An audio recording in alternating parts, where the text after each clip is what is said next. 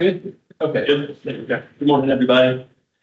First of all, just wanted to thank you for the honor of getting to chair this committee. It's definitely going to be a busy year.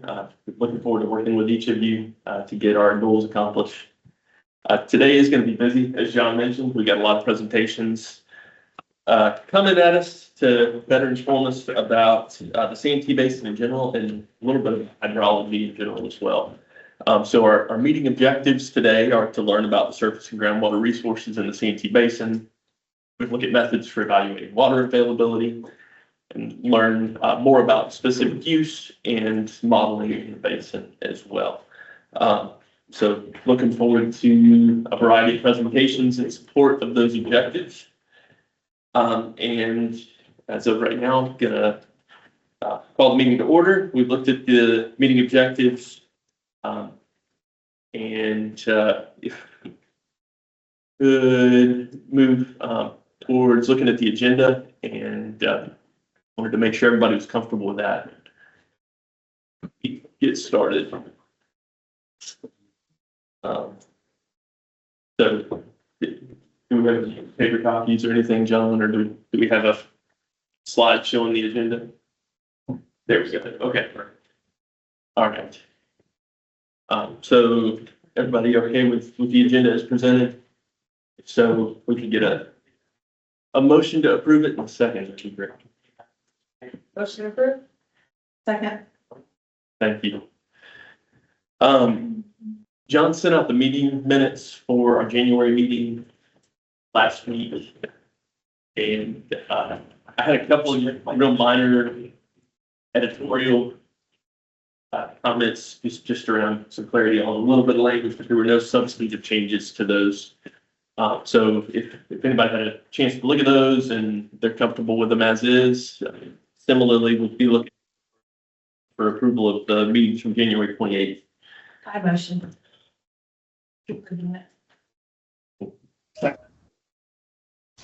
Okay.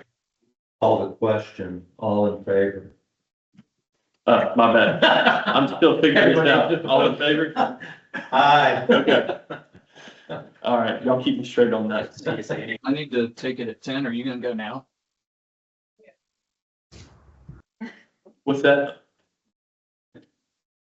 Just fix it a little. Okay. Sorry about that. Let me mute. Okay. Thanks, y'all. Y'all help me get through those procedures. I'm still figuring it out. I'm glad you're cheering. Thank you. All right. Turn it back over to you, John. All right, great. Usually we talk about any newsworthy items. I don't have anything particular today. Does anyone in the RBC have any news that they want to mention pertinent to what we're doing in the space? I mentioned there is a water SC meeting next Thursday. Actually, Scott, you know where that meeting is? I'm not sure the location yet. Columbia somewhere. No, I'm not sure. Remember, there is a water SC website on the DES's webpage you can go to, and you'll see the meeting agenda. I have not looked to see if the meeting agenda has been posted, but it's next Thursday, probably starting at 1 o'clock. I'm not sure where in Columbia. Yeah, we're gonna look it up real quick, see if it's posted. Okay. All right, public and agency comment. Any members of the public or agency folks want to make comment? John, I heard you there for a second. Were you want to think please? It's like the water CBD at the museum. Oh, it's amazing. Okay. Just kidding. Which Satan. Okay, great. Thank you. Okay, there's no comment. We will move on. At the beginning of each meeting, I typically try to do a review of the previous meeting, just to refresh it in everyone's mind. Sometimes I'll do a pop quiz. Today I'm going to do a pop quiz. Let's see how well y'all remember what we talked about at the last meeting. We developed a vision statement and goals. First question, what is the Santee RDC's vision statement? Get out of your way. There's 3 choices up there. Which one did you identify as your vision statement? Okay. Yeah. Yeah, A. Everybody think it's A? All right. Good job. This one's maybe a little harder. You had 5 goals. Which one is not the goal that you adopted?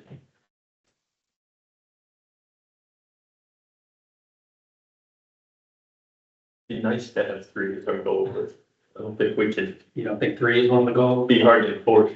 Yeah. Everybody agree? Yep,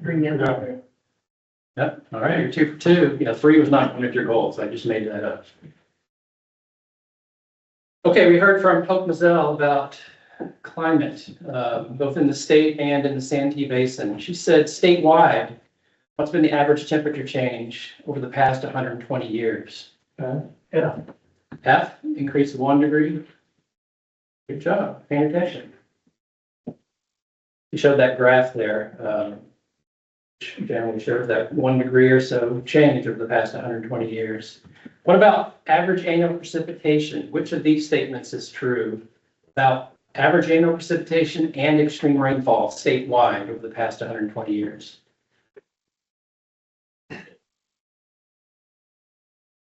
See? Yeah, everybody thinks Steve? That's right. You guys are up. Graph that she showed, there is a very slight trend, but I think it wasn't statistically significant. That little dotted line there. So like Hope said, it's basically been the same, except we've been higher frequency of extreme rainfall events the last several decades. Jason's not allowed to answer these next couple questions. So he sits on the DRC. How many drought monitoring areas are there in the state? As defined by the South Carolina Drought Act. D. Yeah. You think there's 46 in every county? What are you gonna say? It's 4. 4, yes. There's the west, southern, central, and northeast. Now they identify, they'll identify it by county, right? There could be a county in, one phase, and then that adjoining county that's in the same, different phase. But there are 4 DMAs that have how many local government appointed members in each? Excuse me, how many, local government appointed members? SAP. None. Wait, say that. I don't remember anybody talking about that. You might not have specifically mentioned it.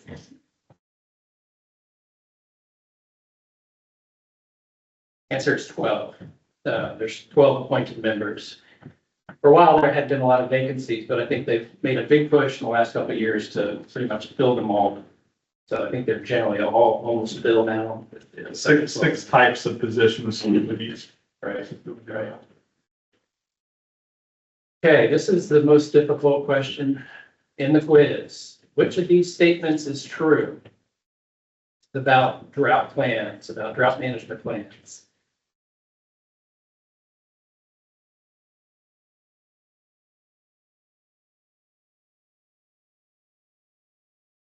Hey. A is the true one. I mean, given the ambiguity in the law, this is enough. So it is that. The only thing that makes A not true is that there's no requirement to routinely update the plans. Oh, that's right. Yeah, and Hope did mention that. So there's a requirement to have them, and every public water system developed them back in 2003 or so. But a lot of them haven't been updated for 22 or 3 years. Some of those other answers don't apply because there's nothing to do with population served. It's just you're a public water system. Industrial water users and all other types of water users are required to have drought plans. There's no differentiation between permits and registered users. It's just public water supply systems. The list of them apply either. So the requirement in the Drought Response Act is that every public water system has to have a plan, but they don't have to update it. Morning. Good. Just missed the pop quiz. Exciting. Okay, that's the quiz. Good job. Brooke. Brooke, are you ready? Okay, we're gonna cover a lot of information today.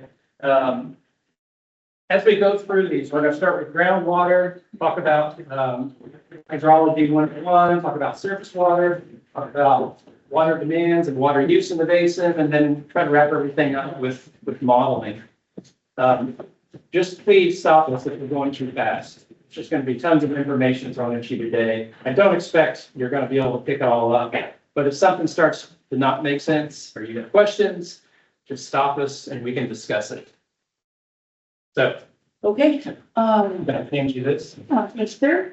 That should work. The laser does not work on the screen. That's right, that's right. Okay, so today, good morning, everyone. I'm gonna talk to y'all a bit about groundwater resources in the Santee Planning Basin. This is gonna be more of an overview talk, because we have a lot of information coming at you. And since we're not going to be using a model, for this iteration of planning, we're going to be delving into groundwater farther. So what I'm gonna do is very high level from kind of top to bottom, trends that we've seen in the basin and all of the aquifers and just kind of the aquifers.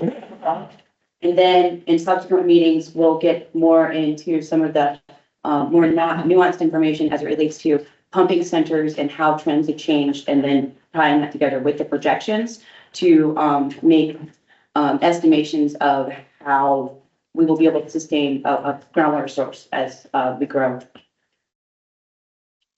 I took this picture right over there in the boardwalk, really, really pretty boardwalk, if anybody takes the time to walk over there after a meeting. Brooke, is this the one, this one that we got? The attachment, this one says groundwater resources in the Santee Basin with Hannah Hartley.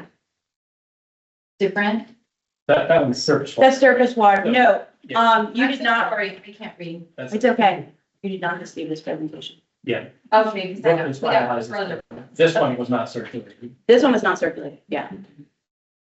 Okay, so first, let's start with our South Carolina physiographic provinces. We've got 3 main physiographic provinces present in South Carolina, with the Blue Ridge and the Piedmont, and then the coastal plain. This presentation is going to largely focus on the coastal plain, but we're in the coastal plain. So characterizing the Blue Ridge and the Piedmont, there's an elevation range from about 3,300 feet in the Blue Ridge to 1,000 feet in the foothills. Then it decreases to about 450 feet at the fall line. So the Piedmont and the Blue Ridge are underlain by metamorphic and igneous bedrock, and that fall line is that contact between the igneous rock and the unconsolidated sediments of the coastal plain. So most of the groundwater wells, there are some groundwater wells, not as common in the Piedmont and the Blue Ridge, but those utilize the fractures in the crystalline rock, and then the overlying saprolite, which is a kind of a broken up rock mix for water sources. Then once you're in the coastal plain, the elevation ranges from about 450 feet at the fall line down to sea level at the coast. The sediments thicken from 0 at the fall line to here in this part of the state to about 2,800 feet in Charleston County. But then overall, because our aquifer system is tilted down towards Georgia, it's as deep as 4,000 feet in Beaufort County. So this coastal plain is a large wedge of sand and clay, silt, limestone, and those permeable sands and the limestones are what form our most important aquifers. So that we have a lot of abundant rivers present on top of our state, but down below, it's estimated that 95% of our water is stored in these coastal plain aquifers. So they're very, very, very vast water source. So here's a cartoon image of what the South Carolina hydrogeologic framework along dip. So what we're showing here is from Greenville to Charleston County. So we pulled out some of the aquifers that are not present in this particular basin. So starting at the fall line, 450 feet in Richland County to 7 feet in Charleston County. There's a superficial aquifer, a Gordon confining unit, Gordon aquifer, Crouch Branch confining unit, Crouch Branch aquifer, and Queen Branch confining unit, the Queen Branch aquifer, Charleston confining unit, Charleston aquifer, Grambling confining unit, and Grambling aquifer. And so that's what we have present here. Moving downward, the Gordon aquifer, formerly called the Floridan aquifer, but or the tertiary sand aquifer, the extended Floridan aquifer, it's had a lot of names. And it is comprised of Santee limestone at the top, with the black mango sands underneath. And so it's characterized by limestone and phosphatic sandy sands. So that salt and pepper sand is what is encountered in driller records. Then Crouch Branch Aquifer, is typically not used close to the coast, but there is much more Crouch Branch Aquifer, high permeable sands up towards the middle of the basin. McQueen Branch Aquifer, same situation, pretty permeable up in the middle and the upper parts of our basin, but then once you get down to this area and down farther to the coast, it becomes so sandy and clay that it's not useful. So we use the Charleston Aquifer in this area. The Charleston Aquifer is very productive, good grain sand, and very, very prolific amount of wells present in this lower part of the state. Yes, sir. Define what confining unit means. The confining unit is the clay. And so it's a cap on top of the aquifer. So each one of these units we look at separately because water levels can be different in each one of them. So from the time when the sea level was, the sea line was at Columbia, the transgressions and regressions of the sea laid these aquifers and confining units. And it's varying water energy. So you have a shallow bay, you get a lot of clay, you have fast moving waters with more sand. So, and then moving finally down the Grambling confining unit, and it's the Grambling Aquifer. The Grambling Aquifer is our deepest aquifer in South Carolina. It is clay and sand. It's highly mineralized as well, but it it can be a really good source of water. It's just not very commonly tapped as of right now. So, as I go through the presentation, these are the aquifers that I'm going to focus on, very, very high level. With these the colors didn't come out very well on this, but this is another way of looking at our aquifers that we're going to talk about for our basin. I've got the basin outline shown on here, and then each one of these kind of pale yellow areas are the aquifer extents, and the hashed area is the area where the aquifer is unconfined. So I'm going to move through this as well from going from shallow to deep. So the Gordon Aquifer covers this kind of large southwestern portion of the South Carolina state and the coastal plain, and then it has a very large band of unconfinement. We are actually in that band of unconfinement, and if you go over to the park, you can pick up pieces of the Ashley Formation, which is the confining there. It's that white, chalky buff stuff, and it's all very well exposed along the Santee River as well. So what in this area where there's unconfined, that's where these aquifers are being recharged. And so thinking about how water levels in aquifers change over time, that depending on how close you are to the recharge area is how readily that aquifer may recharge. So in the Crouch Branch Aquifer up here on the top right, it covers all of the coastal plain with a big band across the sandhills of unconfinement. And so when it rains there, that's when this aquifer is recharged. McQueen Branch Aquifer has similar boundaries to the Crouch Branch Aquifer. It doesn't quite reach all the way to the fall line, and it lies underneath the Crouch Branch Aquifer, but has that band of unconfinement. And then the Charleston Aquifer, it's really hard to see because you can't, but it ends right here. Now there's no recharge zone for the Charleston Aquifer or the Grambling Aquifer, which has a very similar boundary in South Carolina. So it depends on recharge from the overlying aquifers to reach to be able to recharge it. And so I can show that like this. Charleston Aquifer must depend on recharge from these overlying aquifers. And it's unknown if the Grambling Aquifer is recharged. We don't have very good data about that. But these aquifer units and confining units reach very far offshore as well. We just have not been able to drill out there to see where they sit out on our continental shelf.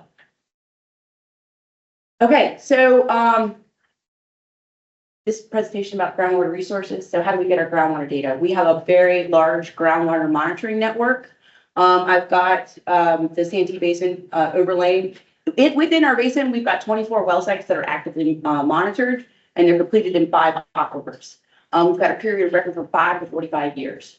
Statewide, we've got 180 wells that are either collecting water levels continuously using installed loggers that we go and download quarterly, or we're collecting them manually where we go out to the field and do a takedown and also quarterly.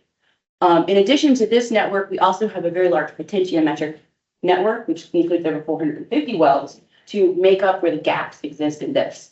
And so while you can see that there are quite a few wells in this basin, we have to fill in this network with our synoptic measure wells to be able to develop maps so that we can understand water storage and changes due to climate, pumping, drought, excess rain, etc. We do have, telemetry wells, within our network, that serve to provide information to our drought network. And then we also have, conductivity sites along the coast, which have, instruments in them that will measure saltwater intrusion. So, I'm not gonna touch on saltwater intrusion today. We have a good network, and we've done a good bit of work on both the Gordon Aquifer and the Charleston Aquifer. And we can share that at a later date. I just wanted to get this kind of information out first, but I did want to acknowledge that we are tracking the occurrence of saltwater intrusion, into our coastal aquifers.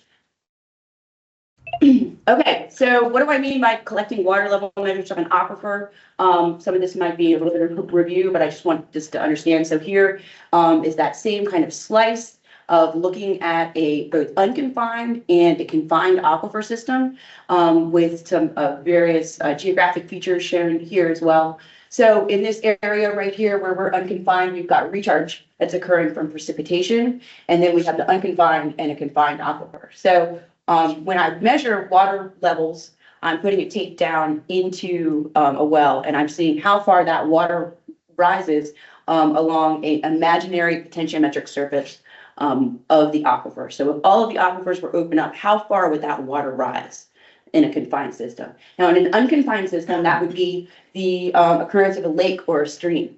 And we can have non-flowing artesian wells where that water level stays underground, or we can have flowing artesian wells. So generally, when there's more pressure on a confined system, that's when we can have an artesian flowing well.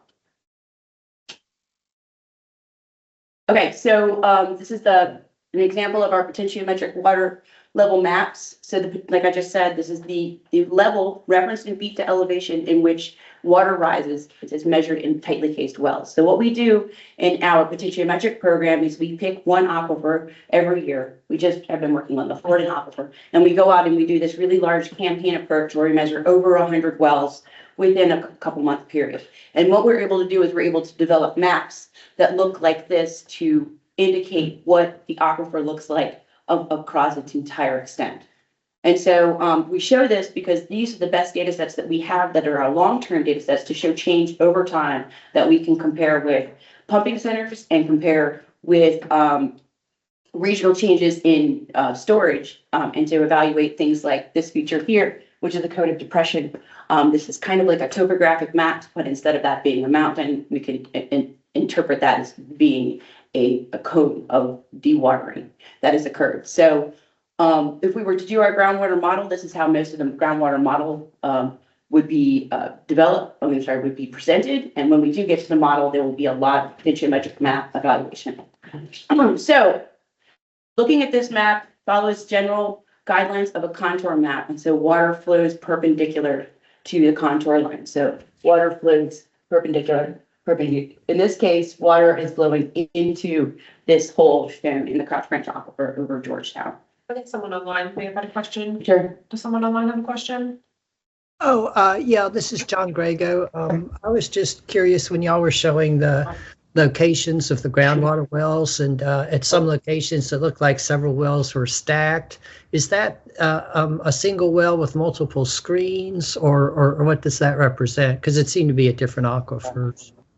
Yes, I'm sorry about that. Excuse me. So we have several wells that are cluster sites where we have drilled multiple wells in multiple formations to get more information at one site. And so, for instance, if you're looking at our map right now, the Calhoun 192 through 215 wells indicate that it's in the Surficial, the Gordon, the Crouch Branch, and in the McQueen Branch Aquifer. So, and I'll share that example later in a plot.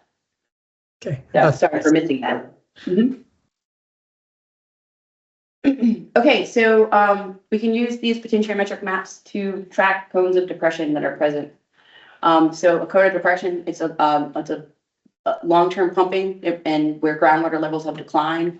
And so these greatest declines we've identified are in areas where there is intense pumping. And these can either be very narrow, as such as in Florence, or they can be more broad, like the one centered over Charleston, and it gets spread out for tens of miles as recharge does not keep up with the amount of groundwater extraction. So these cones of depression, in this image over here, represent change in water level from pre-development levels, which was in the, prior to 1880s. And the one in our basin that looks prominent would be over Charleston in the Charleston aquifer, that we've seen about 100 feet of, loss of head since pre-development. For those, this is the Crouch Branch. No, this is actually everything. This is just kind of an image. The Florence is the McQueen branch, the Georgetown is the Crouch branch, Charleston is the Charleston aquifer, and then Savannah, it's the Upper Florida. So it's just a picture to indicate where we have groundwater declines across our state in different aquifers. So it's just kind of to be represented. Okay. So we've shown this a few times. So we track our water levels, and we can look at groundwater use to determine, where we're seeing changes in storage. So these are the reported groundwater in the lower Santee, for 2023. This is all permitted and registered wells as permitted by the DES permit group. Including energy, you can see that, surface water and groundwater are greatly different, and that's because, we'll talk about that in our surface water presentations due to all of our thermoelectric power. And excluding energy, we still about 26 million gallons per day of groundwater. And so that's split kind of across the entire basin with agricultural irrigation topping out 41%, water supply 29%. Most of the agriculture irrigation is centered in this middle part of the aquifer, middle part of the basin, and there's more prominent water supply and industry as we move farther down the basin. There's a good mix of water uses in the top of the basin. So what's important, because we're using this by aquifer, so we want to look and see which aquifers are being used where. So this is the same image, and instead of looking at water uses, I'm looking at what aquifer the wells are completed in. And so I'm trying to use the same colors as I did for our groundwater map. So we got the blue is the Gordon. Anything that's in the Crouch branch, I have to colored red, or that orange color. McQueen branch is yellow, Charleston's green.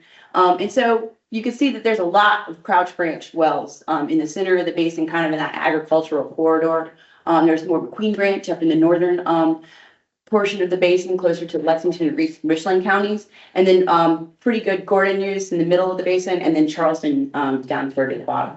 And so the way that we're going to look at this moving forward is we're going to look at the individual plot maps, look at these not maybe by water use, but by how much water is available in each aquifer. So that's how we'll try to move forward. But can I ask you a question? Yes, ma'am. So you said the Charleston and the Grand Lane, you don't know if there's no recharge zone, it's just dependent on recharge from the above aquifers. Yes. So how do you look at that relationship between groundwater withdrawals in the above aquifers and recharge for those, and are you able to kind of make some inferences about how those are managed? So this is where the model comes in, and this is where some of our uncertainty is gonna lie. We have a lot of information about the Charleston aquifer, and we have information about who's pumping from the Charleston aquifer. And so we have to there's a little bit of hand waving in a sense. And so we would be able to understand if we had a model, the recharge amount that's coming into the aquifer. And we can look at this over time, and we can understand that the Charleston aquifer, while it is, has experienced decline, it seems to be rather stable. If we're looking at our recent maps, and I'm just going to show a pre-development and a current map for this, but it's kind of stabilized out. And so we indicate that, maybe recharge is keeping up in a sense, but also that we need to look back and see how much pumping has occurred. Has pumping changed? Has there been more conjunctive use? What types of supply side strategies and type of management has been going into level off those aquifers? Because there has been indications in the past where we've seen things decline and they come up. And so now we're kind of really looking into it. And the groundwater management areas done by the permitting also has, been largely in charge of that by putting caps on how much water is pulled from each permittee. So that's something a little bit out of my range of expertise right now, but we're learning more about it now that we're part of a joint agency. Yes, sir. How did you get the pre-development data and where does that come from? The pre-development data, great question, comes from this USGS report, Alcott and Spearing from 1984, that I've linked down here. So water levels were collected in pre-development, and so each one of these dots. It was indicated- 84, that's not. That's just when the report was put out. Oh, no, the report was written in 1984. Is a large USGS report that we have relied on, the USGS has relied on, that collected water levels, I'm sure from paper records from many years ago to develop these maps. Even in the 1800s. Even in the 1800s, they were Yeah, that collecting. was my question. Yeah, they were even, the oldest well in Charleston is, what, from 1901? Yeah, or That well, that, I assume that data is collected when the well's drilled. Yeah. You can go when they get a stack level of the well, and that's what this. Yeah. Yeah, and that's what and so, there's a bit of uncertainty in some of the pre-development. It's hard to kind of go back and look at those records. And so, but this is the basis for what the groundwater model would use and the basis for what we've used in our program, looking at pre-development water levels. Okay, so I know these are a little bit hard to see, but I just wanted to kind of give you a taste of this. So this is the pluviometric surface of the Gordon Aquifer pre-development. And here's this unconfined area, and then this actually includes most of the Florida as well. So this includes that extra part of that tertiary aquifer. There's been a lot of changes that have gone through with naming. If you go back and dig into groundwater literature in South Carolina, there's been a lot of nomenclature changes. So generally what we see this water discharging off southeast to the coast, straight line. We've got about 325 feet here, so maybe 100 feet below land surface to 25 feet. So what I want you to notice, just looking at our 2021 map, is that there has been a decrease of about 25 feet along the coast.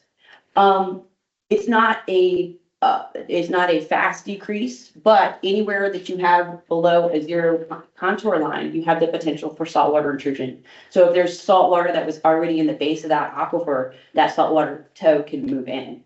This isn't one of our most heavily used aquifers in this basin, and a lot of this lower pluviometric surface is kind of like off our basin, but it has changed and is pulling down towards southern Charleston County. I'll note that in this recharge zone up here, along the Santee River, the water levels stay about 10 feet below land surface, and they're very tightly mediated, and they don't change a whole lot. But as you move farther away from that consigning unit, the deeper the aquifer, the water levels can get. So I'm going to do this for each one of the aquifers. I'm going to show you an example of our log data from this. This is at Charleston 44, located at the USDA vegetable lab. Okay, so here are the pretty long period of record from 1980 to current day. I've got water level feet below land surface here on the left axis, and then on the right axis over there, that's in feet relative to NAVD 88, which is kind of synonymous with sea level here at the coast. So we show them both this way because we look at our potentiometric maps in relation to elevation, but we measure in relation to land surface. And so over time, you can see this just pretty significant decrease from about 12 feet and from about 15 feet down to 40 feet. And you can see a seasonal signal in here. There's pumping nearby. And this is just the trend that we see in this aquifer. You can see that it could have some instances where it started to get wetter again in 2016, and we haven't stayed on that same decline. But we've always kind of argued about if that's the true case or if there's pumping variability that has driven this hydrograph. Okay, so I'm going to move to the Crouch Branch Aquifer. And if you remember, a lot of the Crouch Branch Aquifer pumping is happening up in that middle part of the agricultural corridor in Clarendon County and Calhoun County. So in pre-development times, we see that a lot of positive pressure towards the coast. So ranging from about 300 feet up here by its extent down and then discharging off to the northeast. And it's still about positive pressure with flowing wells at the coast. Now, we don't have that any longer because due to the development. One of the things that we also have in this basin is a very, very scant amount of Crouch Branch wells to measure from. So when you're looking at these maps here in our basin, really it's a huge empty space where we just don't have the wells to be able to characterize that map. But we're still seeing generally the same type of discharge off to the coast, but this aquifer is dominated by a very large current depression shown in Georgetown. And we think that is because, and I was saying earlier, as the Crouch Branch moves towards the coast, sediments get finer and finer, and it doesn't make for a very productive aquifer, or it just is not receiving the recharge that it could due to the pumping pressure. So I'm going to show that cluster site that I mentioned before from our groundwater monitoring network up in Calhoun County. So here I do have several wells presented on this one plot. The green is a superficial well, so that'd be a water table well. The blue is our Gordon aquifer, and then the Crouch Branch is shown in the red and the black. The red and the black are tracking exactly together. They're drilled very similarly, so we understand that those two layers right there are hydrologically connected, even if one was higher than the other. And so because this area is kind of close to the recharge, so I know this is only about 10 years of record here. We don't see a whole lot of change. We see that there is a definite agricultural seasonal signal, but it usually comes back up to baseline. So this tells me that we are getting plenty of recharge, and we're not seeing the types of withdrawals that would indicate that we could develop a problem area here unless we were to see a whole lot more groundwater development. And this is indicative and what we've seen a lot in wells that are really close to the fall line that are receiving that continuous recharge from rainfall. Okay, so coming to the McQueen and Charleston aquifers, we mapped these together. We were mapping the Grambling with these as well, but we've recently stopped doing that because it was causing some real weird numbers on the maps. So for pre-development, we've up towards the fall line, elevations range from about 400 feet to discharge off the coast, similarly to what was occurring in the Crouch Branch. But here in Charleston County, well, we're in Berkeley County, here the water levels were about 100 feet. And so the one feature that I want to show on this map, and we can talk about more as we move through this, because this is where we would want to evaluate our supply side management, is over Charleston as a cone that has been present for decades, present over Charleston County near Mount Pleasant. The cone has since kind of stabilized, and the base of it is about 100 feet. So it's a wider ranging cone, but water is moving towards it, and we have not seen any saltwater intrusion occurring there as well. But we still have these discharge lines going off to the coast, and then once you get down to Charleston, we do have this intersection of water flow lines. So I'm going to show two examples here. One in Richland County. This is actually just outside of our basin, but groundwater knows no basin lines. So I found the best data out there. So this, and then I'm going to show another one in Monk's Corner, which is actually a USGS managed well in the Charleston aquifer. So first, this is in Richland 585. This is up in Richland County, kind of just off our basin. And this is in the McQueen Branch aquifer. And so what we can see here is that there's been quite a bit of variability in the period of record since 1997. And what we, because this is close to a recharge zone, we can see these periods of wet, rainy times, and then we can see when we've had these more often these flash droughts. So it's flash drought in 2019, one in 2022, and then we had another one in late 2023. When we've seen, and we've had instances of hearing that water levels have dropped significantly in these wells. And so this is an area that I would want to have us look at more in the McQueen Branch up towards this agricultural center. Okay, here is Richland 775. This is in Crescent. And here again, we can see that there is very much variability. in this hydrograph from the past 10 years. And we can see those times where it comes back up to baseline because we're in a recharge zone, but we can also see that because of these sands and heavy intense use in this area, there are significant drawdowns at times. So this is something that I would want us to talk a little bit more about. All right, coming down to Monk's Corner, this is a well, and I had to use the USGS graph for this one because I had a heck of a time trying to get the data out of the USGS site. But in the Charleston Aquifer, we can see that there is definitely a steady decline. And then this is an area that we want to talk about and discuss, as we know that data centers are coming and more pressure on these deeper aquifers is likely to occur because they're very, very highly productive and they get a lot of water out of them. So there has been a significant drop in water level since 2010. We were down, came back up, and it's just continuing to decline. Right now, it's below sea level, so it's something definitely that I think that we should pay attention to. Yes, sir. Would you mind going back to that McQueen one?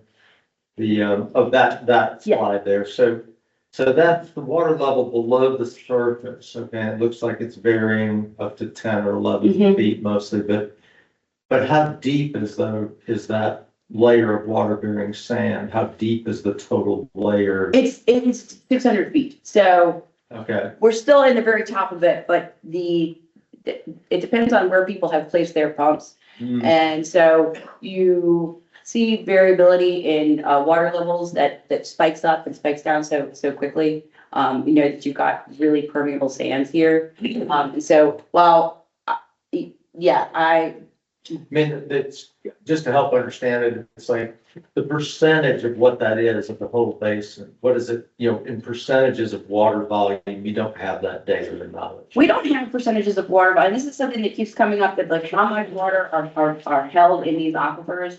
And it's a very difficult number to get because, we can say that the layer of sediments is this thick and it covers this amount of area. So we could get a volumetric measurement out of it, but we're not accounting for recharge and we're not accounting for water that slips out down through other confining layers into lower strata. So It would just help to understand how serious that is. it would, and the modeling helps with that because it creates a water balance. And so what we can do is we can just look at pumping right now and hope that we get this model in place so that we can better understand how much water is there and sustainability of adding pumping. Yeah, Gotcha. that's a really good question. I think that's the question I ask a lot, if I understand your question, and that's just, there's 600, in this particular situation, 600 feet that we potentially draw water from. And we're talking a movement really of 1% in the top, right? If we're moving six. Well, but it's not really 600. The water bearing sands aren't 600 feet. No, thick. because you've got this, 150 yeah. 150 feet thick, roughly. Yeah, at this location, right, Yeah. because we're in the McQueen branch, remember, we've got two other aquifers above us. So the depth of that aquifer, there's confining unit, that's not what. Yeah, and I think it might be helpful if I had shared kind of the, Most of the McQueen ones by us for waterfowl ponds or the water bearing sands are about 150 feet thick. But it's 600 feet before you hit those. And So then this says screens are set for. 437 to 600 feet Is your screen. is a screen set, so that's, it is, okay. and that- It's actually and higher. that's probably in the base of it. I would have to put the well, the well by us, schematics up next to it and like the lithology to get the full picture of it. Because it's sloping down, so it'd be deeper by Clarendon County than it is at the top. Correct. It's got your screens at six, so back to where, to make sure I understand. You got your screens at 600. You are really moving, the potentiometric in that well is 600 feet of water because you're up at the surface. Well, there's only 450 feet, so it's 600 feet down. So at this location, the elevation is 150 feet. So you've got 60, yes, well, you could in that well, yes. That's right. Yes. So we're there. If it was flowing, but we're typically down about 50 feet. Yeah, we're down 50. So that water, that's available water you can pump. And the amount of water that this is moving is roughly what? We're 10 feet? Up and down? Yes, sir. So if 600 feet of water available, you're moving 10 feet, your 1% is the change you're seeing. right? So you're pumping down. Well, I see it as, you got 150-foot thick water bearing stand laying around average probably, that's how deep it is in Clarendon County. So it's really, it's more than 1% because it's whatever 10 divided by 150 is, that'd be your percentage of variability.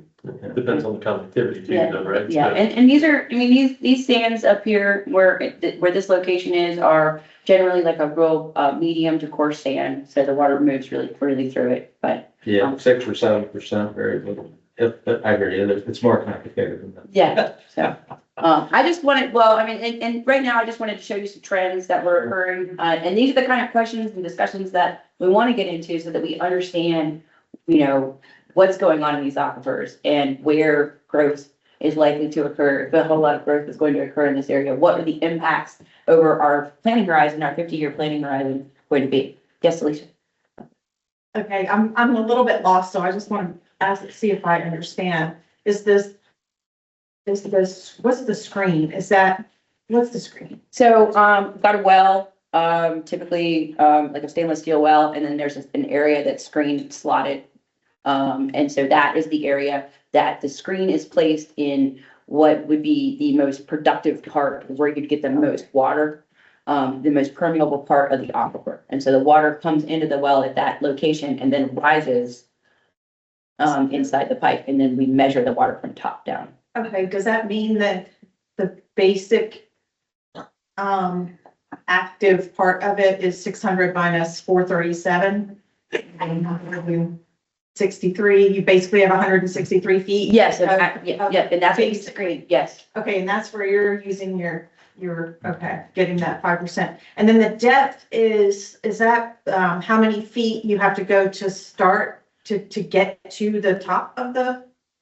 The 437. 437, that's a screen, so. So The total depth of the well is 600 feet, and then it's screened from 437 to 600 feet. right, so 600 feet below.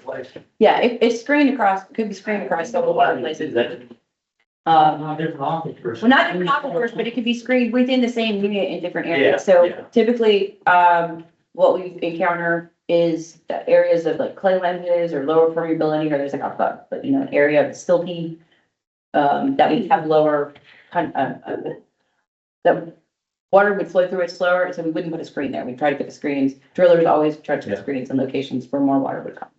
So, I'm sorry, one more question. So when you have to dig 607 feet to actually reach the aquifer, is that correct? When you say depth, is how far down below the ground surface it is? The top of so this aquifer, no, I wish, Is that what that means? Okay. no, so the top of the aquifer probably starts, somewhere in the, I'm gonna have to look it up. Oh, that's I okay. can't- I'm just trying to figure out. I can't off the cuff tell you how deep That's the well depth. That's how deep Yeah. they terminated that well at 607 feet. Okay. They pulled back and So it's screened, okay. and screened from 6 to 437.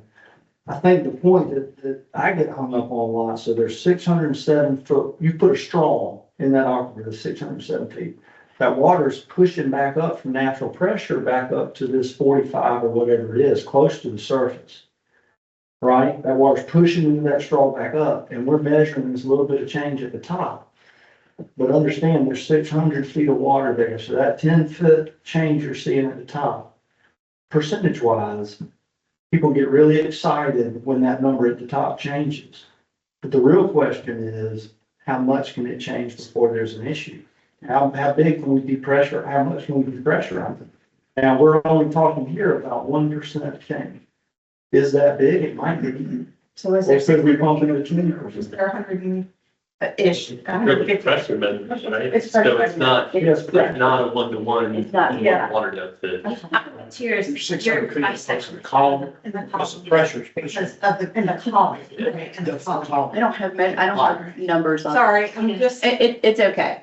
So the water level elevation is at 100, so at 100 feet. Hasn't, the point, the main point, I think the takeaway here is that in this area, we haven't seen a whole lot of change.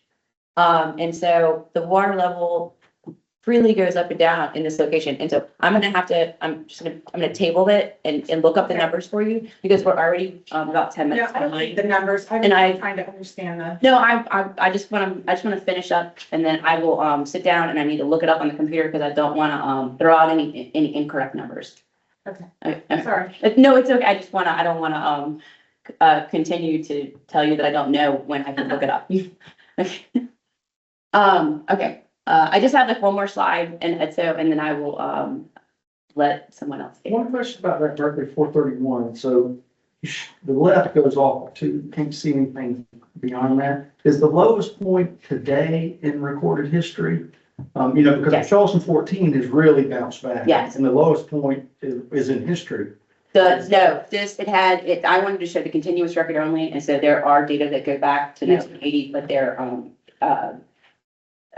manual data. Yeah. And I just couldn't get the plot. But is the lowest point today, so Yes. unlike the Charleston That's why. 14 that is rebounded, Okay. the Charleston 14's lowest point was 06. I Correct. believe. And so, yes, we have been pulling down, So the 431, the lowest points today. yes. Okay. Okay, And that well's right under mid-core, right? no, that well is in, Mark's Corner. It's right near the Google plant. There's two. Not that they're pulling too much water in them, it just happens to be located in Mark's Corner. Where we get our data, we have all of these maps, so when we start to evaluate the changes, we have maps that go back to, pre-development, but we started collecting our maps in, the early 1990s. And so we have plenty of water levels to look at over time to see where the changes have occurred. And these are found on our publications website. And then a lot of the data that we pull is also part of the National Groundwater Monitoring Network. Those are all of the wells that we serve information from that anybody can get nationwide at daily data for any of our potentiometric wells or our other wells. Okay, sorry, I didn't mean to cut anybody off. I just wanted to make sure that we got through our aggressive agenda today. One question. Yes. Those homes of depression, Georgetown, Long Beach area, is that caused from excessive groundwater use? Or what's the causation of that? The causation of that is that the rate of recharge is not keeping up with the rate of extraction. Just simple.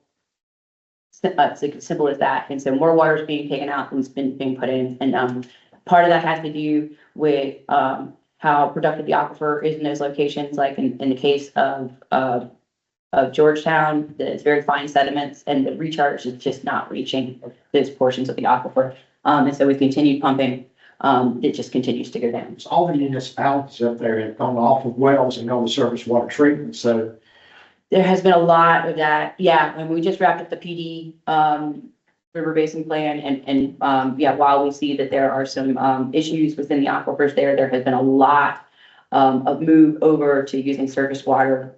So it could be. International paper just closed and all of Georgetown's water came down the canal. Is that Georgetown gonna keep it going? It's a big political question. I don't know, but I did just read that that Georgetown wants to buy part of it and turn it into, and revitalize it for commerce. What would you say is the overall state of the groundwater for this basin that we're looking at today? Like Is it give like a summary? Sure. Yeah, I didn't include a summary slide.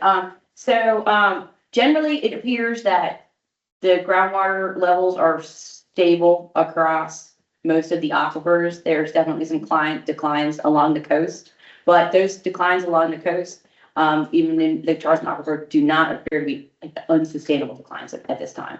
So that would be the takeaway from here. That 431, where we said it's the lowest it's been, it happens to be located in a Google facility. There was an article published a month ago that I thought was a misprint, but it said that related to the FOIA request and related to Google ability to withdraw and then not wanting to report their withdrawal. So it was in the Post and Courier.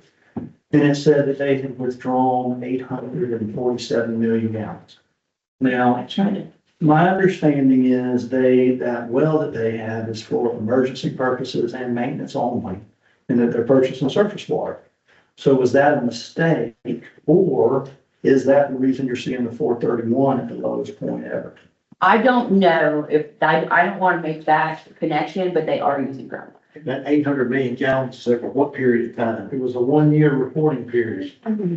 Yeah, the numbers didn't completely match up. We looked into it, but they are using that well on site and they are buying water from Brown County. I thought that was only permitted for, so has that changed?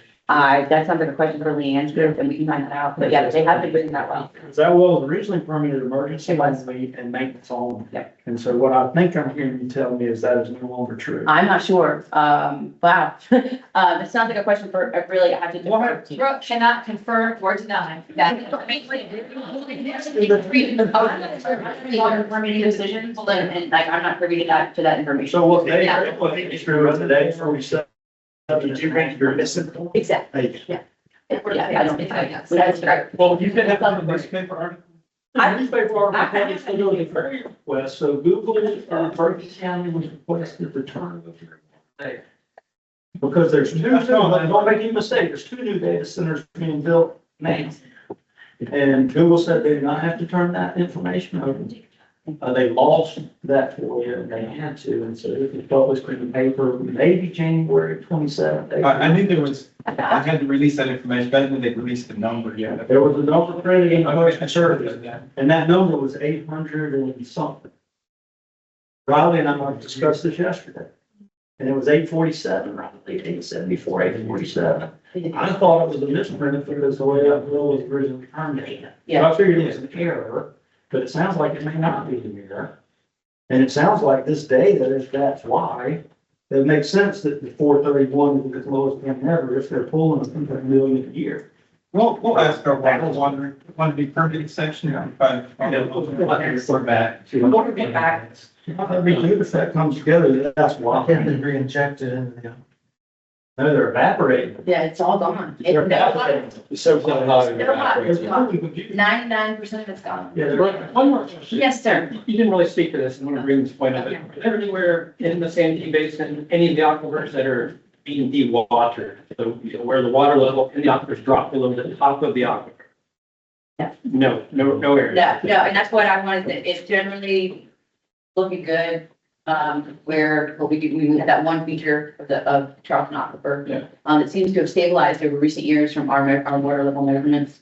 Okay. Um, Okay. And the point that you were kind of hitting on that point, Alan, that the water level in that well you were talking about is still well above the top of the aquifer. Yeah. It's under pressure, right? And it's been drawn down, but it's still not been drawn down below the top of the aquifer. So that aquifer is still completely saturated. There's just less pressure in the aquifer. When you drop the water level below the top of an aquifer and suddenly you unsaturate parts of the aquifer, then what can happen is the unsaturated sediments that are there can kind of compress, right? But there's no more water in those pore spaces.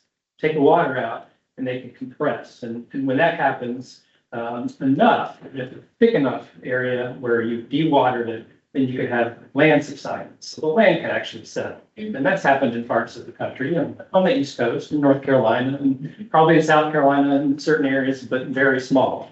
California, yeah. Oh, sorry, go ahead. So the change, that change though in pressure from like, whatever reason, could that though influence recharge rates of those underlying aquifers? Even though it may not be dropping underneath the top of the aquifer, couldn't it influence? It could. It Yeah, could. yeah, So yeah, cool. even though it's changed, it's still gonna, there's still some, Right. it's still an implication for management, right? For those underlying aquifers, Right. that unknown. Jason, correct me if I'm wrong, when we did the groundwater modeling in the Yellowstone Basin, looking into our future projections, we saw some areas like the Crouch and the Queen where it was simulated to see water level declines below the top of the aquifer.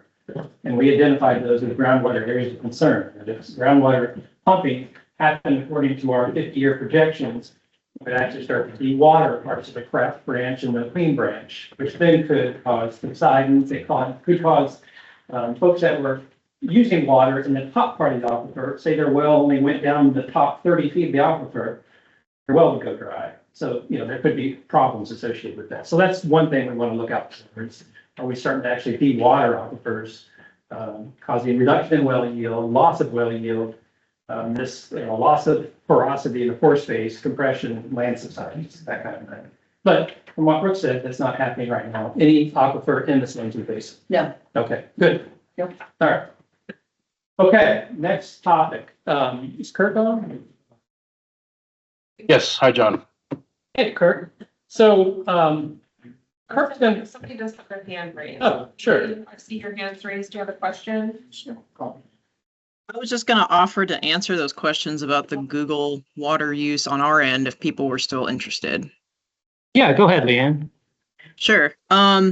So as from our group, they do have a permit for 549 million gallons a year. That is the total permit amount they have for pulling out of the Charleston aquifer. The most they have used since they've been reporting is 154.8 million gallons in a year, and that was in 2019. For example, last year, 2024, they only used 15.26 million gallons, but this, once again, is just from their groundwater source. So like y'all were saying, if you know, they are purchasing water, so if their total is clearly much larger than that, but their actual pulling from groundwater, like I said, the most they've used in a year is 154.8 million. And then in 2018, they used 35.5. And then last year they used 15.2. So from our program, they haven't been using a whole lot, but we don't have the separation, like how much they're purchasing. We don't have that data separately. Okay, that was the Google facility, Yes, so the Yes. 800 must have been a mistake in the pay. that sounds like their permitted amount, right? Their permanent amount is 549, so it's not even 800. It's 549 a year. That 800 number, if that's how much they're totally using for water, like a lot of that must be, majority of that must be purchased water, is my assumption. For the 549, did their permit change from an emergency maintenance only to a permanent allocation of 549? I do not have anything on file that says it's for emergency purposes. That may be how they are using it based on the amount that they have been withdrawing, but I don't have that it is just for emergency purposes anywhere. All right, thank you, Leanne. Appreciate that. Yep. Okay, Kirk Westfall, who's with CDM Smith, is online, and in some of the other RBCs, there's been a request for just a basic introduction to hydrology and how do we interpret water level graphs and flow graphs, and how do we interpret some of the information that we're going to be showing to you. So the other RBCs suggested that this would be useful as we move forward, and that's why we've got Kirk here today to kind of give you a hydrology 101. It's a pretty quick presentation, about 15 minutes or so, but it's going to set you up for understanding Hannah's presentation, which is going to come after this. And then when we get into interpreting model results in subsequent meetings, hopefully you'll have a better kind of fundamental understanding of some of the things that we're looking at to evaluate different water use scenarios and see what the impacts are. So Kirk, I'm going to turn it over to you, and you just give me a note when you want to advance the slides. Will the previous presentation be published to you? Yes, Okay. they'll all be posted on the website. The previous presentation was not sent out ahead of time, but I can send it out after the meeting if you'd like, but it'll certainly be on the website. Yeah. Okay, Kirk, off to you. All right. Thanks, John. Can you hear me okay? Yes. Okay. Good morning, everybody. It's nice to be with you today. Thanks for carving out a little time for me. As John said, he and I have been working on these models and the hydrology of the basins in South Carolina for a number of years together. And I just wanted to take a little time to orient you to a lot of what you'll see. I think probably the most important thing to remember is that I'm just a slightly nicer person than John because I don't give pop quizzes the way he does. So you don't have to remember any of this information. We can refer back to it anytime during the planning process.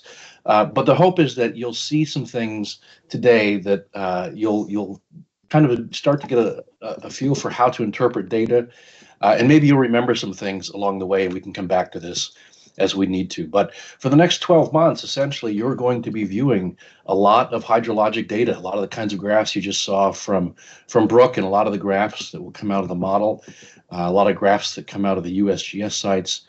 They'll be in tables, they'll be in time series, they'll be in statistical plots, and we just wanted to orient you to what you're looking at so that it's not a mystery and you start to recognize them. By the end of the 12 months, these will probably make intuitive sense. And apologies to anybody who lives and breathes this stuff every day. This will be old material. You can sit back and enjoy your coffee. But I hope that going through this quickly brings everybody up to a common frame of reference. So we can go on, John.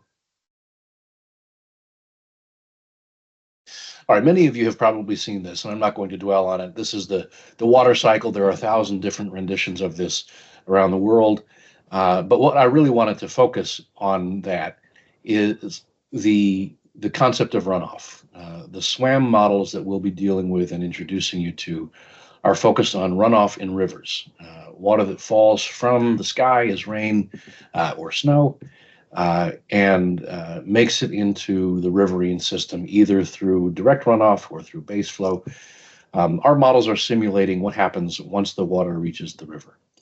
And that's what we'll be focusing on. Of course, there's the whole hydrologic cycle. The models that we'll be dealing with can account for evaporation from the reservoirs as well. But we're focused primarily on runoff in rivers and into lakes. Okay, John. So the foundation of the work that we'll be doing is based on, decades and decades of flow measurements in the Santee River and its tributaries and upstream rivers. And this is through a network of USGS gauges that have been active for many, many years and record flow in rivers. And it's one of the most foundational sets of data that we use as hydrologists across the country. And South Carolina has a lot of good gauges. We've built the models that you'll be using from data from these gauges. And what I wanted to do with this slide is kind of show you what they're doing. So over on the left is a snapshot of part of the Santee River Basin model that you'll be introduced to. And that little green triangle in the circle is representing a stream gauge, a USGS gauge of the Santee River near Pineville, South Carolina.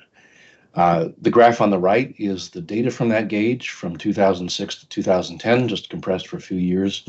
And that represents flow on the y-axis. We're going to talk about how to look at that flow in a lot of different ways so that it's useful to you, so that it makes sense. Right now, it looks like a seismic graph that we can't really glean a lot from. We'll talk a little bit about that.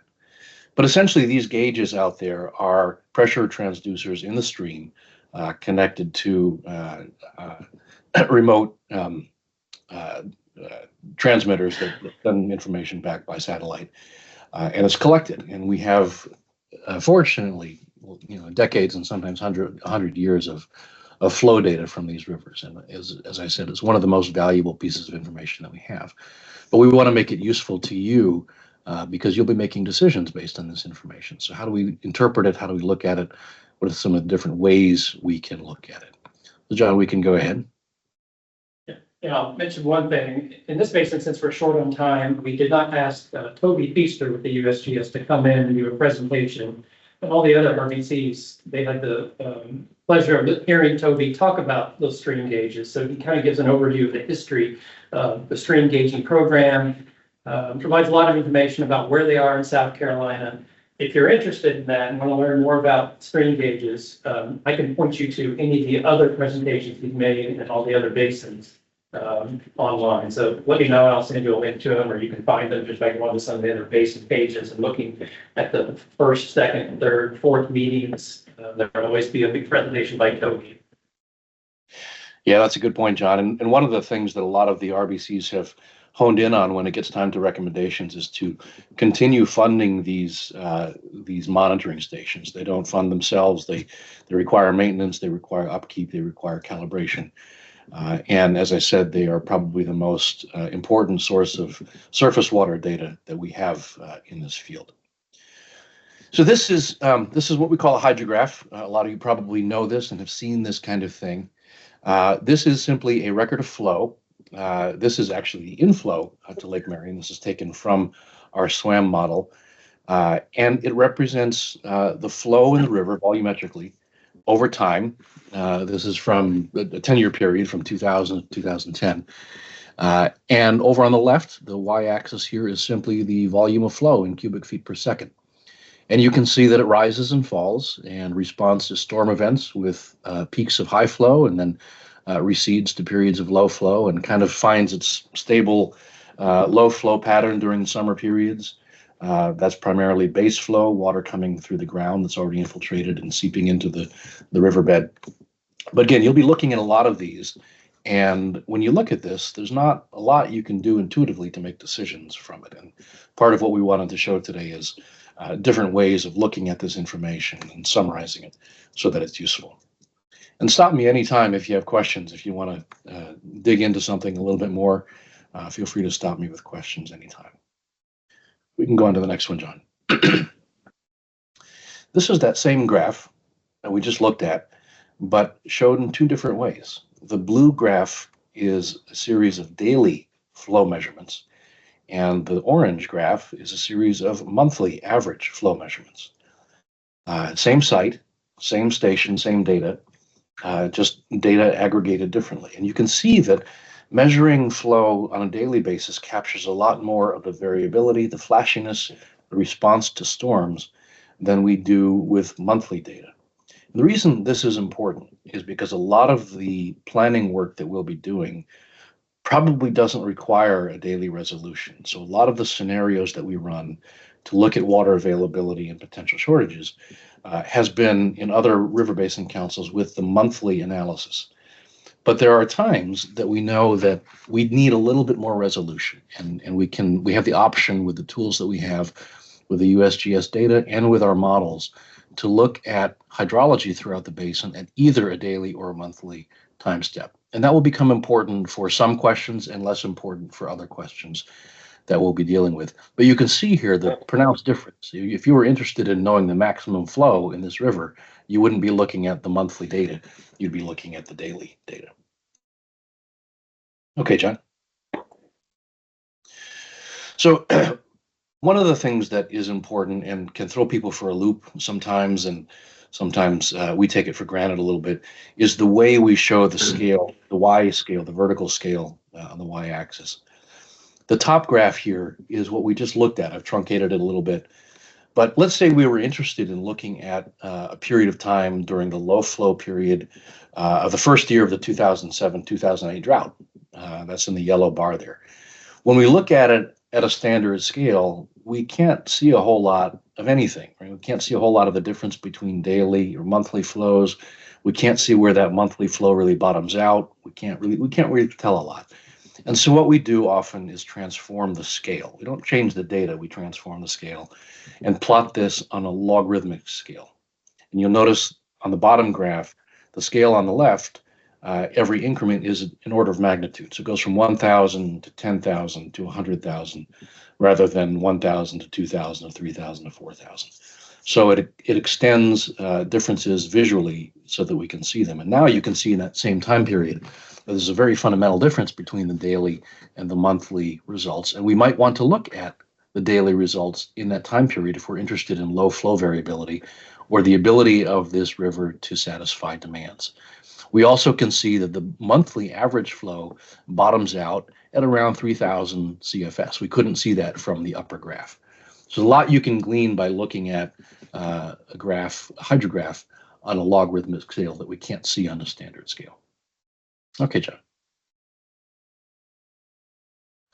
Another way to transform this data that is sometimes useful and sometimes not is to look at exceedance curves, or flow duration curves, as they're sometimes called.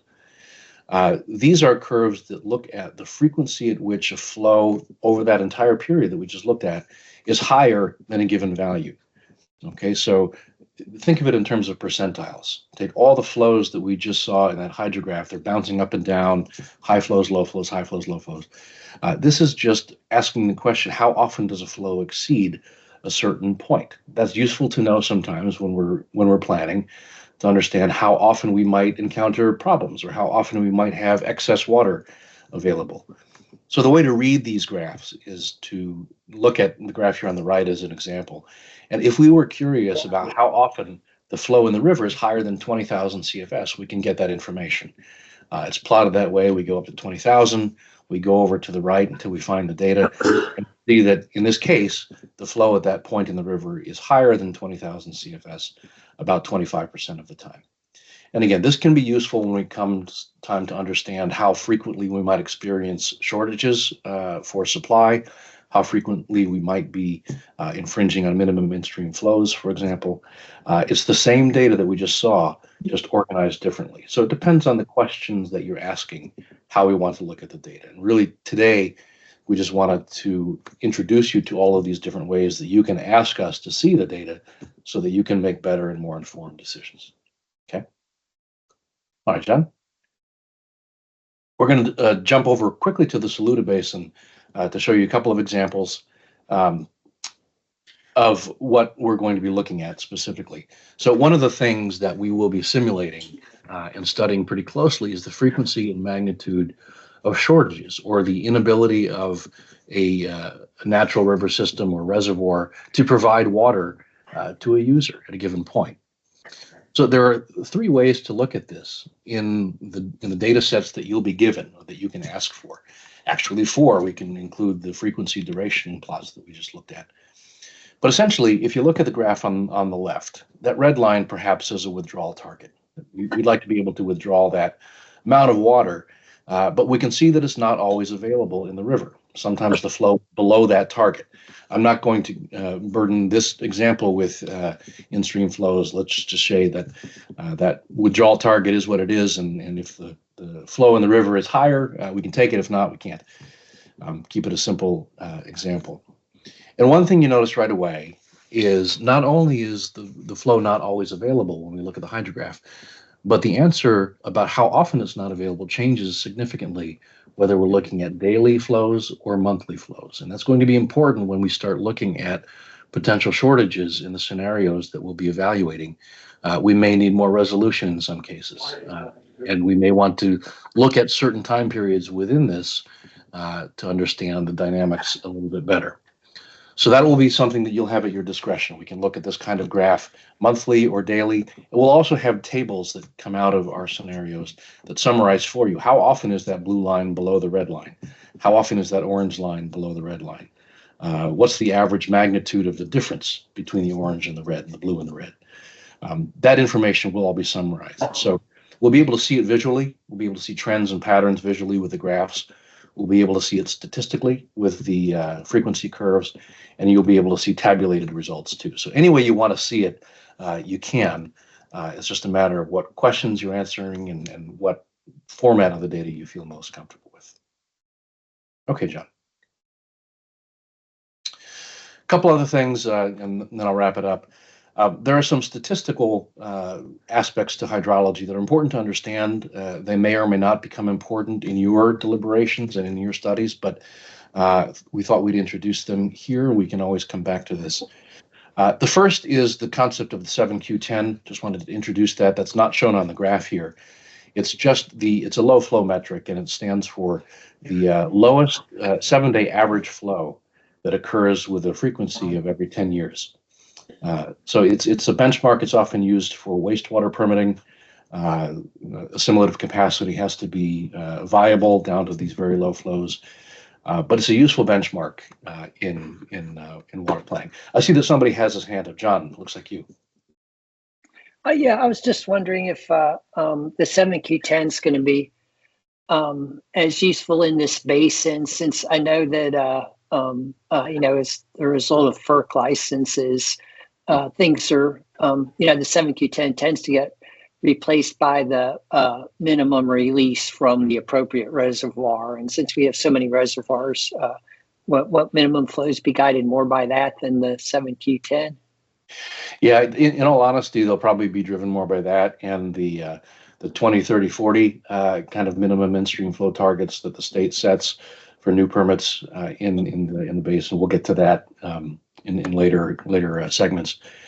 The 7Q10 here is really just a reference point. It hasn't been a statistic that has kind of taken center stage in many of the other RBCs, but it's important to know what it is, I think. Yeah, it is did a- come up. It did turn out to be important in cases where, uh, um, I think like along the Broad River, during the drought period, the 7Q10s really had to be revisited and were coming in considerably lower than they were historically. Yeah, and that's one of the things that you might look at, even though we're not looking at wastewater assimilation. You might want to study the way the 7Q10 changes with different management strategies in the basin. For example, different use patterns, different demand patterns. How does that change the low flow statistics of this river? That's something that you may choose to examine as a River Basin Council. So it's an important statistic to be aware of. Okay, thanks. Thank you, John. The other two that are important to be aware of are the median and mean monthly flows, because these do show up in regulations for permitting and in discussions with other RBCs. The median monthly flow, we'll start with that, is the median of all monthly averages for a given month. So, for example, you look at the blue dots here. Those are average flows for January in a 10-year period, 2013 to 2023, just as an example. Those are average January flows. The median of all of those flows is the blue line. Okay, the median definition of that is half of them are below and half of them are above. It doesn't matter how far above or how far below. It's just the midpoint numerically based on the number of data points that you have. Half of them are below, half of them are above. That is the definition of the median. The mean flow for a given month does get impacted by how far away the points are from the line.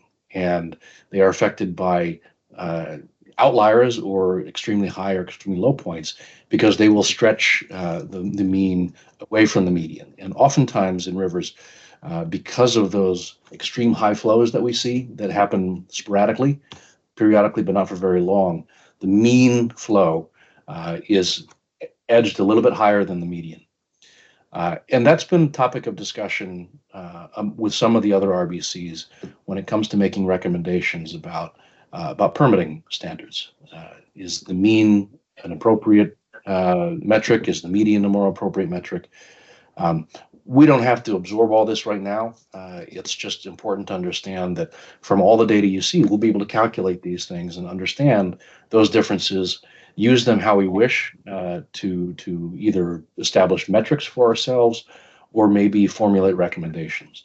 But any one of those hydrographs that we're generating, again, can be boiled down into these monthly statistics that can be useful and which vary seasonally. Okay.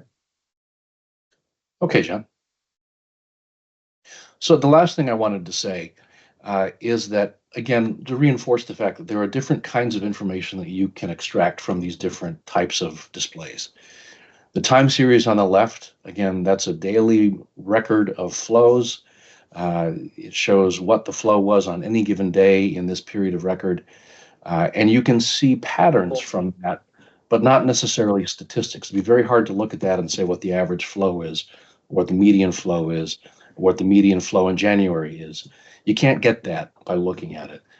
You can get that kind of information from looking at the transformation of that data into the flow duration curves or the exceedance curves on the right. You can see that if you want to understand how often the flow is above a certain level or below a certain level, you can get that information very easily. And the models that you'll be working with are set up to produce both of these graphs at any point that you want to examine. And so the USGS data also can be transformed this way as well. So you'll have choices. You'll also have tables of numbers to deal with. But essentially what you're given is hydrologic data, ways of looking at the flow, the surface water flow in rivers, the storage in reservoirs, and so forth in a lot of different ways. And John, I know we're short on time. I think there may be one more slide here, and maybe we postpone that. It's the drought of record and looking at the impacts of storage on water availability. But maybe we'll talk about that more when we get to actually looking at at this, and I don't think it's going to be, well, it may be significant for parts of the basin. But one of the things that we will talk about as we move on is the impacts and benefits of storage and how they can provide buffers against low flow and get through droughts. Rivers on their own might not be able to. And I think that's it. The last thing here is just a new way of looking at the water cycle. It's a way of developing alternatives for water management that you'll be talking about. You may be talking about some of these specifically as you move forward. But it's not just the natural flow anymore. It's capturing water, putting it to use, recycling water, putting it to use. That's not always the solution. That's not always the way to go. But it is just a new way of looking at the water cycle and some of the decisions that you'll be making as a River Basin Council. That was a lot. Yeah, a lot of stuff. If there are any questions, I'm happy to answer them now. I know some of the questions will come up as you start to be bombarded with these graphs and charts and tables throughout the planning process, but we can refer back to this anytime. Any questions for her? I will mention Jason has done an extensive amount of statistical analysis on mean versus median, and he is actually a great wealth of information. He gave some presentations to the Edisto. We got into talking about policy decisions and recommendations. So we may visit some of Jason's thoughts and ideas later on in the process when we get into developing some recommendations that have to do with mean flow versus median flow, and what's more appropriate. Add to that at all? Or? I think we're already over time enough this time. Okay. A little bit of, let's go ahead and take a really quick break, like 5 minutes, and then we'll have Hannah come up. So it's 10:27 to about 10:35. So we'll do an 8-minute break, 7-minute break, 8-minute break. Online folks, we'll start up again at 10:35.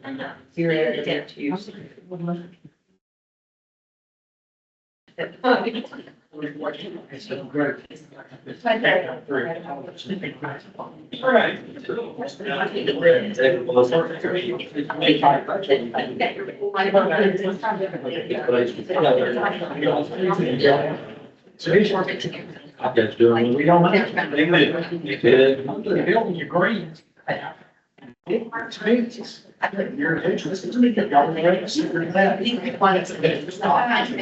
Okay, next on the agenda is Hannah Hartley with Department of Environmental Services.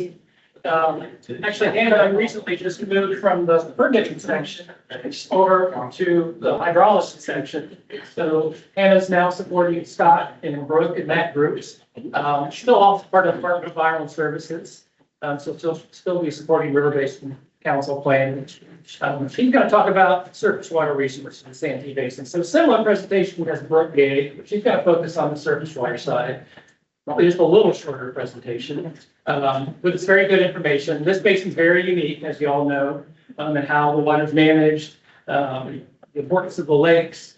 So without any further ado, let me just turn it over to Hannah. All right, hi, everybody. I'm Hannah. We're going to talk about surface water resources. Thank you, Kirk, for getting us ready for some of this. We'll get into the data towards the end of the presentation, and now you guys know how to read the charts, so I don't have to explain them. All right, to start out, let's take the big view.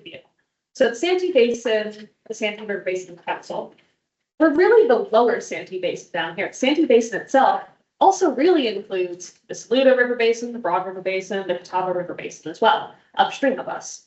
And altogether, that makes it the second largest basin in the Carolinas, with the headwaters in the mountains of North and South Carolina.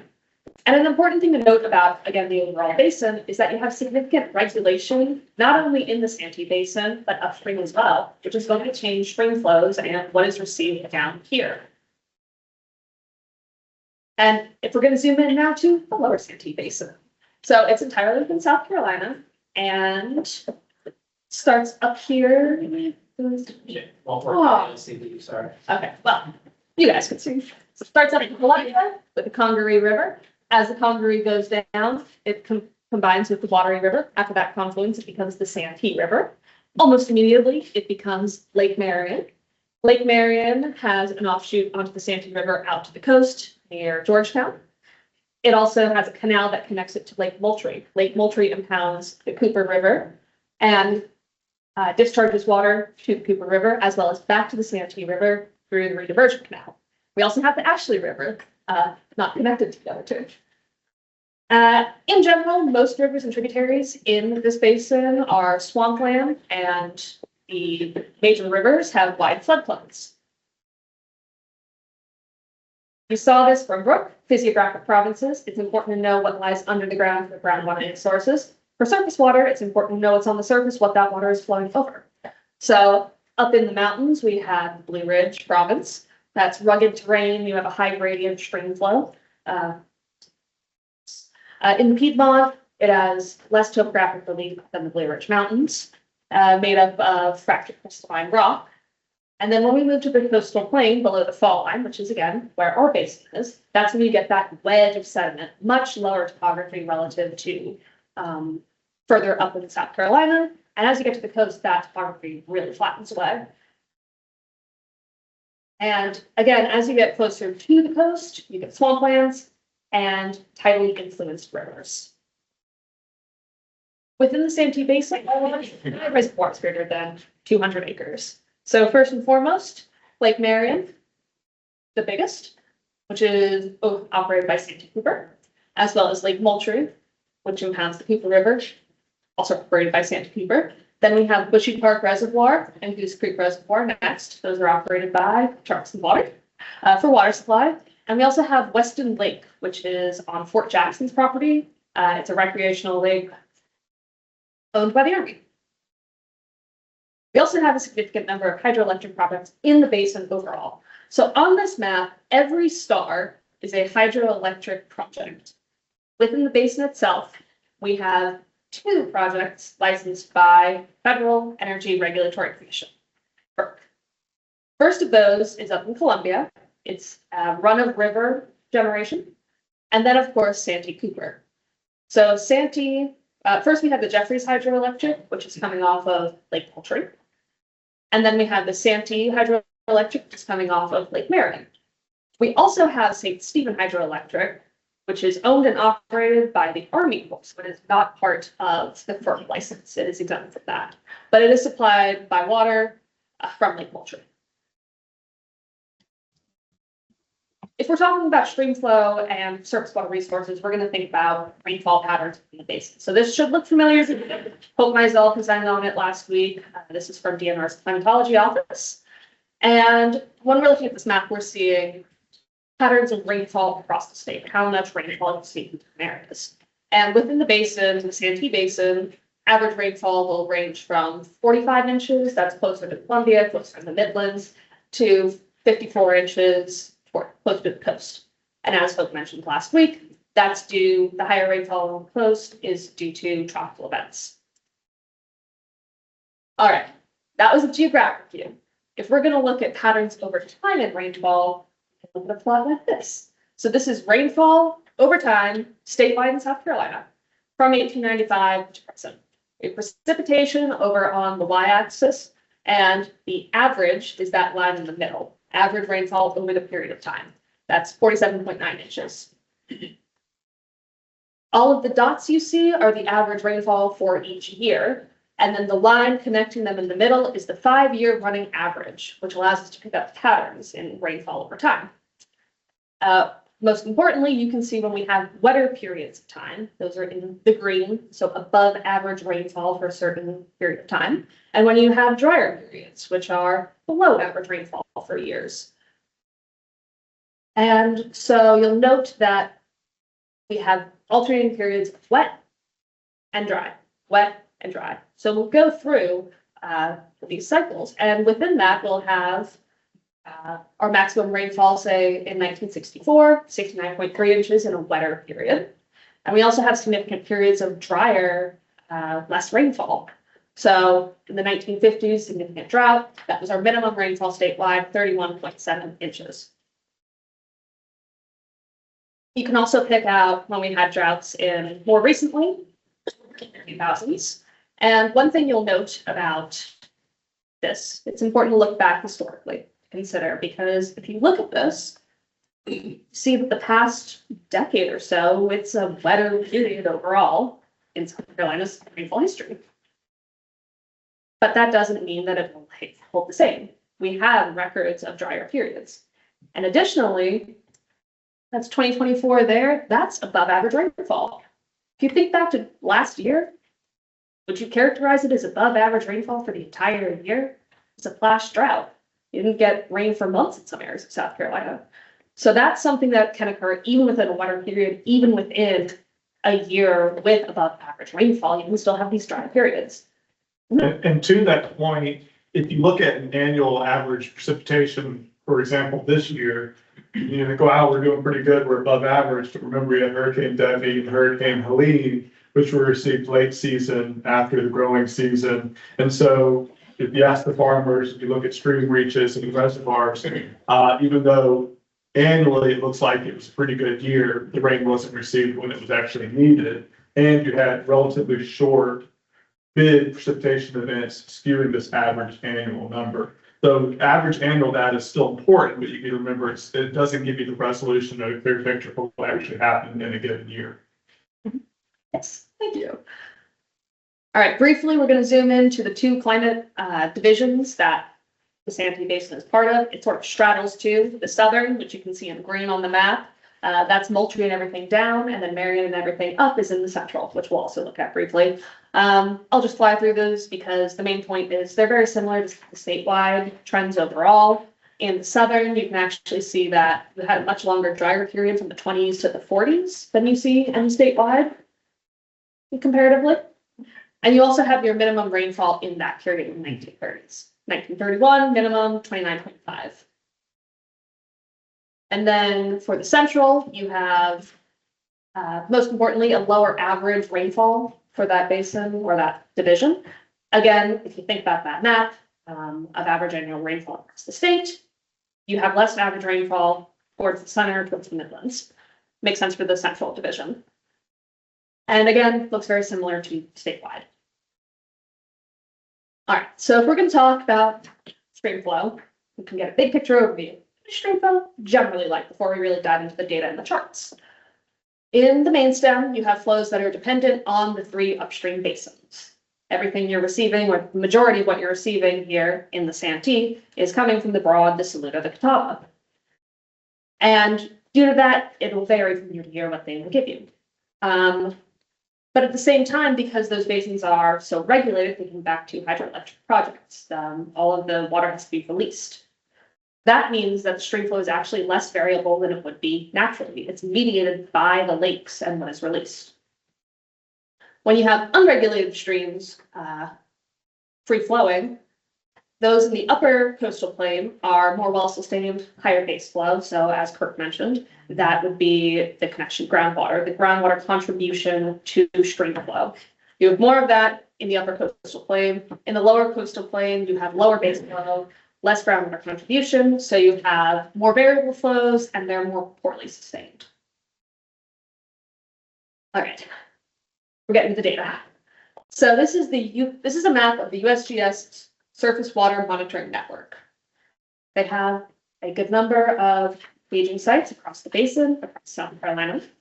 And there are 12 active stream flow gauging sites within the basin. So that would be the triangles. The triangles are discharge gauging sites. So in the red triangles facing upwards are active gauges. The ones that are blue and facing downward are inactive gauges.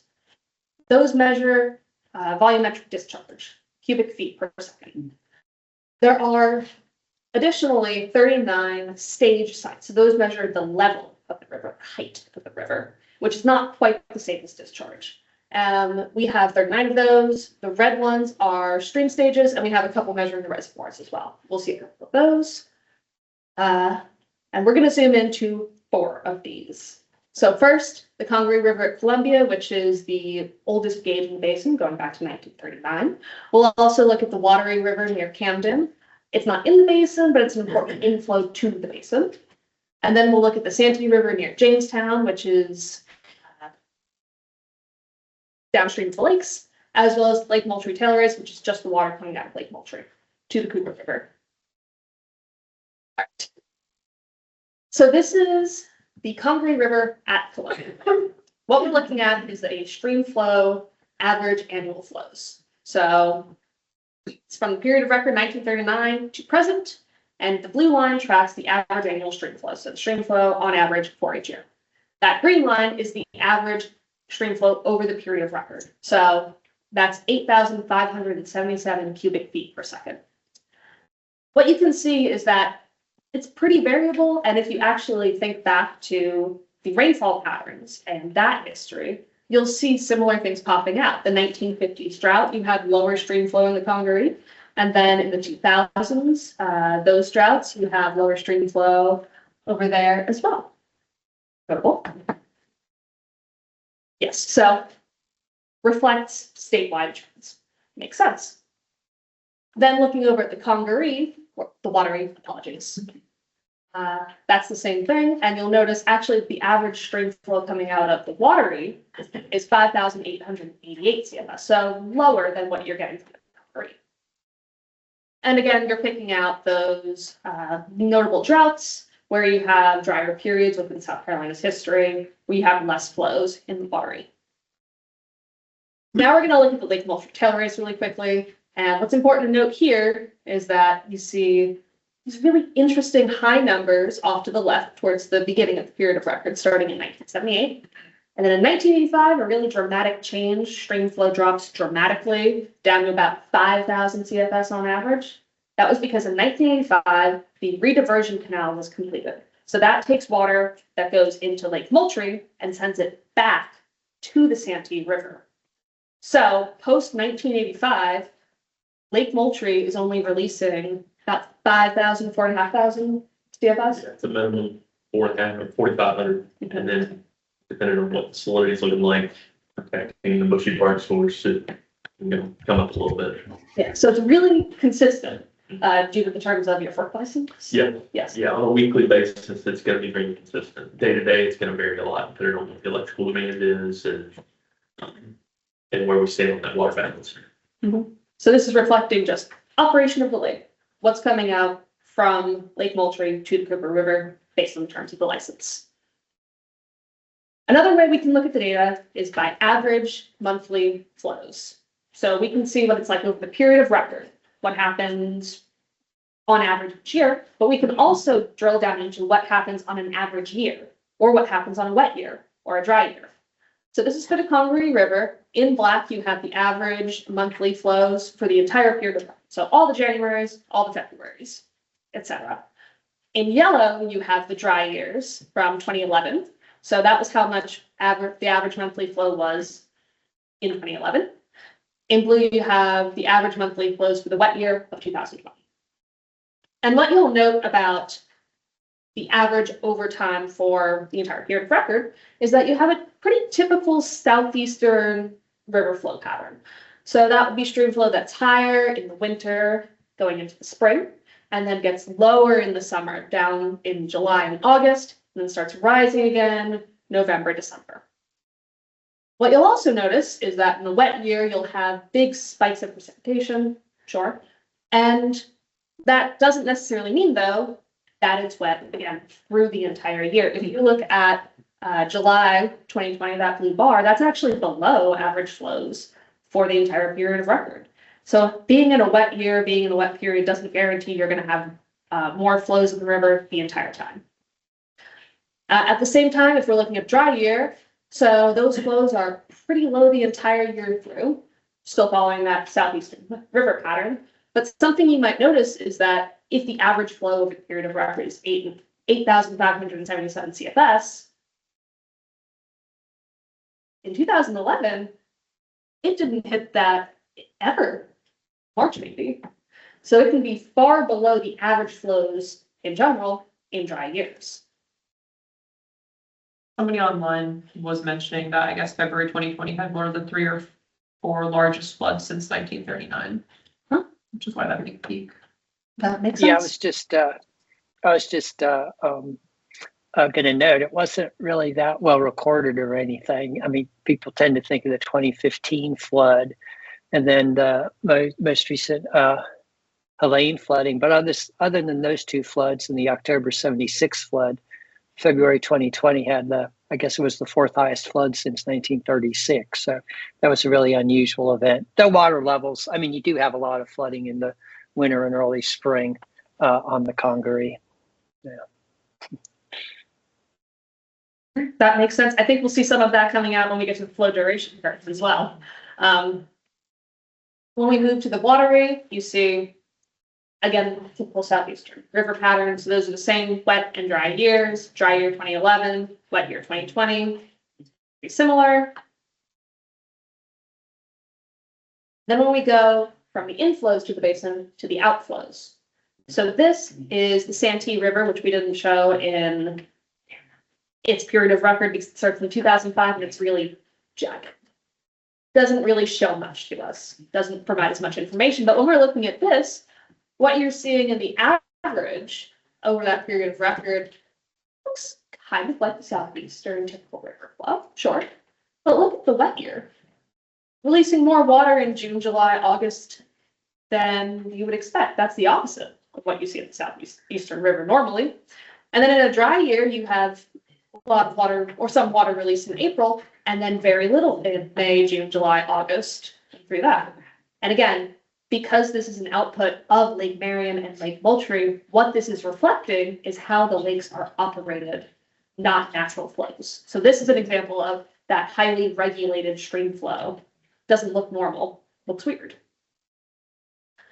And the inverse of that, when we go to the Lake Moultrie tailrace, what's released to the Cooper River, we talked about the license, how much flow has to be released. And you can see that in wet years, in dry years, on average, it is very steady through that period post the rediversion canal.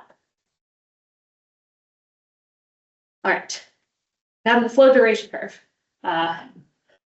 So as Kirk explained, this shows the percentage of time, the amount of time you can expect the flow in the river to exceed a certain value or a given value. Here we have the Wateree, the Congaree, and the Santee. And what you'll notice is that 1 to 2% of the time, you have flows up to 160,000. That's really big floods on these rivers. But that's not what normally is in the river. 50% of the time, which is halfway through this chart, it's much lower than that.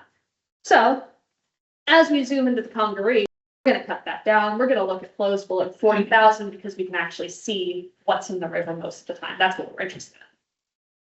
So for the Congaree, over its period of record, the minimum flow of the river, the least amount of water, you can expect there to be more water than this 100% of the time, 576 CFS.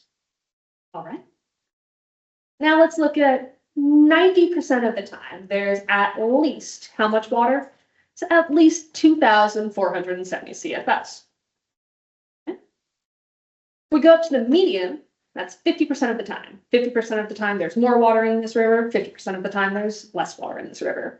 That's 6,200 CFS. I mentioned earlier the average, and Jason has explained a little about the average and how the average and median work. But the average is 8,577 CFS. It's above 6,000. So how much of the time can we expect the average flow of the river over the period of record to actually be in the river? 31% of the time, if you check that over. So that's a really big difference, and that's something to keep in mind. Again, that's due to how averages can be skewed by outliers, those floods of 140,000 CFS that can really drive it off. And then briefly, we're going to look at the reservoir elevations for the two lakes. So the average elevation of Lake Marion, this goes back to 1984. And you can see that in general, the lake is kept around 74, 75 feet elevation. You can see the two notable drawdowns in the early 2000s, as well as in the mid 2000s. And then for Lake Moultrie, you have a longer period of record because there are two. There's one that's observed that goes back to 1942. And And there's one that's gauged, and that goes from 1989 to present. So the two agree fairly well once they get into the overlap period, kept around the same elevation as Lake Marion, about 74, 75 feet there. And you can see notable drawdowns not only in the early 2000s, mid 2000s, but also in the 1950s in this record, which is interesting. One other thing you might note is that you have a drawdown from about 74 feet to about 72. It's 2 feet. Doesn't really seem like a lot necessarily. But if you think back to, say, the experience of that or pictures from that time period, you see very, very dramatic drops in the lake. And that has to do with the topography out here. So the lakes are so shallow that a drop of 1 foot, 2 feet looks much more dramatic than you would expect based on looking at this chart. And with that, that was a lot as well. I know you're learning a lot today, taking a lot in, but if you're going to take something away from this presentation, keep in mind that flow in the Santee River is dependent on the inflows from the Saluda, the Broad, the Wateree. These are regulated rivers, both in this basin and above, and that is going to change the stream flow.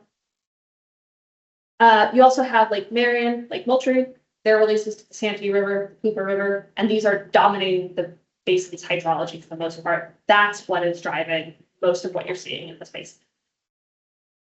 And then as well in the lower basin, keep in mind that you have flows in rivers and streams that are tidally influenced. That's going to be important for the SWAM model, which Don went to later. And that's important to keep in mind as well. With that, I'll take any questions. What's the extent of the tidal influence, like the change or impact on flow? Like how far up the river? It gets all the way to the hydrant. It's all the way to the dam? I was gonna actually note that on the dry use, the slide you had up for the Cooper. It shows an average below 4,500, probably because of the tidal influence showing up on the gauge. Because when there are periods of time where we don't have outflow, you'll see basically the tail race flowing backwards on the gauge. Is that like a freshwater push or is it salt? It's fresh water.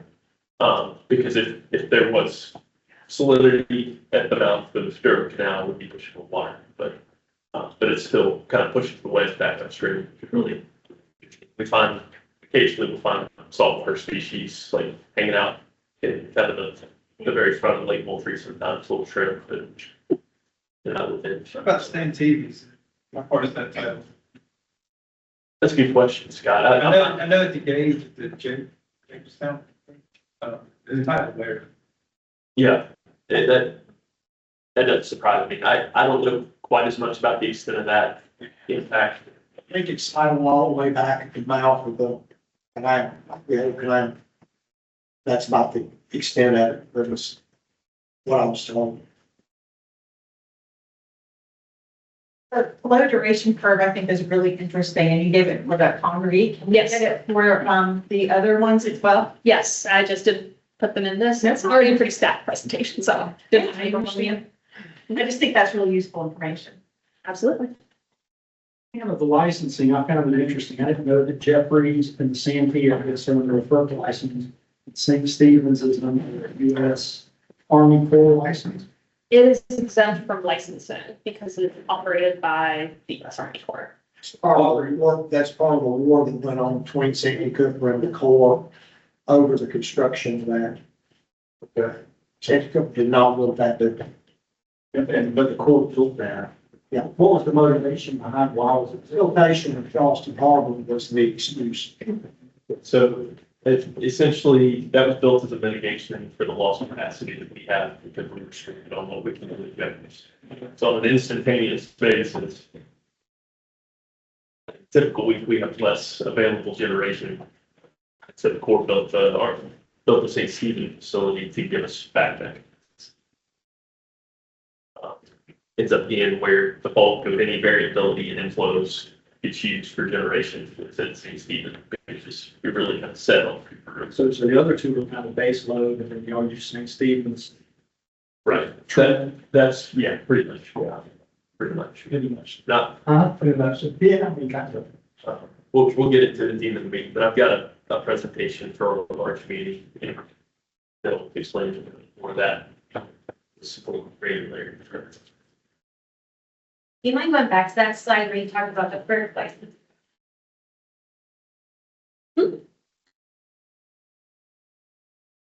That one, so are those all hydroelectric projects or the stars one, but only a few of them are actually licensed by the FERC? So what are the other regulatory agencies on them that are not? FERC license is the big one, and it's only Army Corps or federal ones, I understand, that are exempt from FERC licenses. So if they're operated by power companies. Smaller facilities are exempt, too.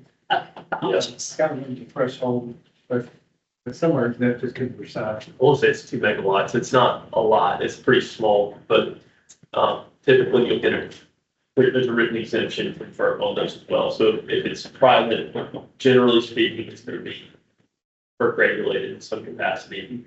If it's federally operated, it's going to be outside of that. There's still like some management of like releases and then I think with the ones that are not, it's the small ones too. That's that. Yes, I mean, there's agreements with state agencies on these management. There are some issues around that, that are like in the upper part of Saluda, along the river unregulated, they're not, they're small. There's one below Saluda Lake that the Saluda RGC has been talking about because their releases impact recreation downstream. 14-mile stretch that's designated as hydrologically impaired just because of variability in flows. So that's the only example in South Carolina where there's a hydrologic impairment of quality. Just something that other councils have talked about for their deliberations. Any other questions for Hannah? All right. Okay. Now we're going to move into water use, and Scott is here to talk about both groundwater and surface water use in the Santee Basin.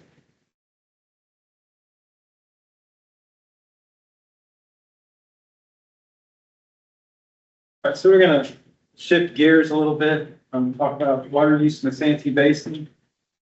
And just wanted to start out by referencing the data sources we use for this.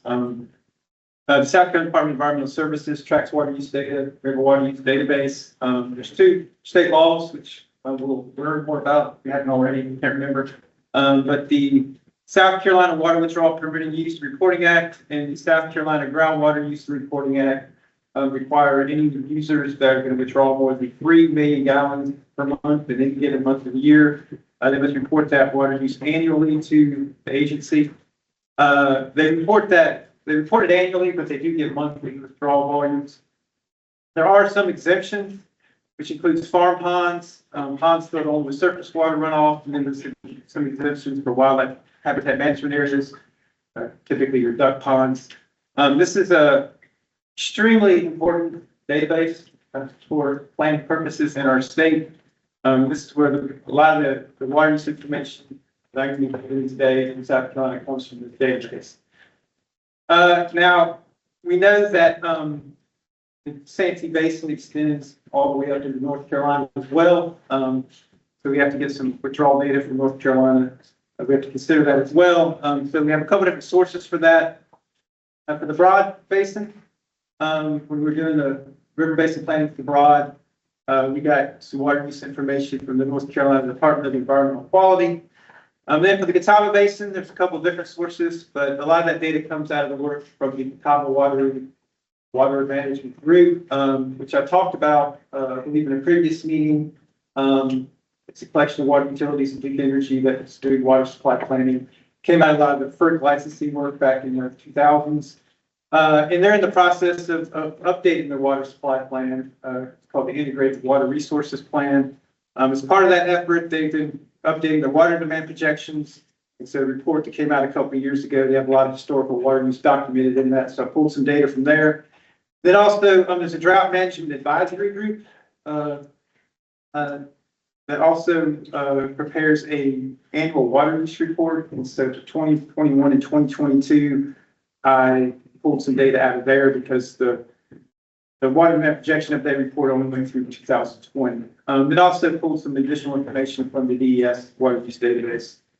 Well, these reports here, I think, are available online. I didn't put the links, but if anybody's interested in looking at them, I can get you the link for that. All right, so just wanted to highlight some limitations and challenges we're dealing with water use data, historical water use data. As I mentioned before, withdrawal from private domestic wells, I may not mention that part, but from withdrawal from private domestic wells, small surface water irrigation ponds, and any withdrawal less than that 3 MGM threshold, not required to report, so we're missing that information. And then perhaps the biggest challenge we have is that we may see some increasing trends in some of these plots, but a lot of those, at least part of those trends or part of those increases may be just due to better reporting over the years. And over this analysis period we'll be looking at. DES has been collecting water use data back since the 80s and 90s, but back then it was pretty much voluntary. But over the years, reporting's gotten better, compliance has gotten better, and I think we're doing really well in getting all the users are supposed to be reporting. But compliance has improved over time, so some of the increases in reported water use we see may be just better compliance. Okay, just keep that in mind. And then the other thing to note is that withdrawals that get sent to DES are self-reported by the users. Vast majority of users, we think, faithfully and accurately give the water they're using, but people make mistakes. So sometimes there are errors, and sometimes we find those errors and fix them, but just note that there's still maybe some errors we haven't caught in those reports.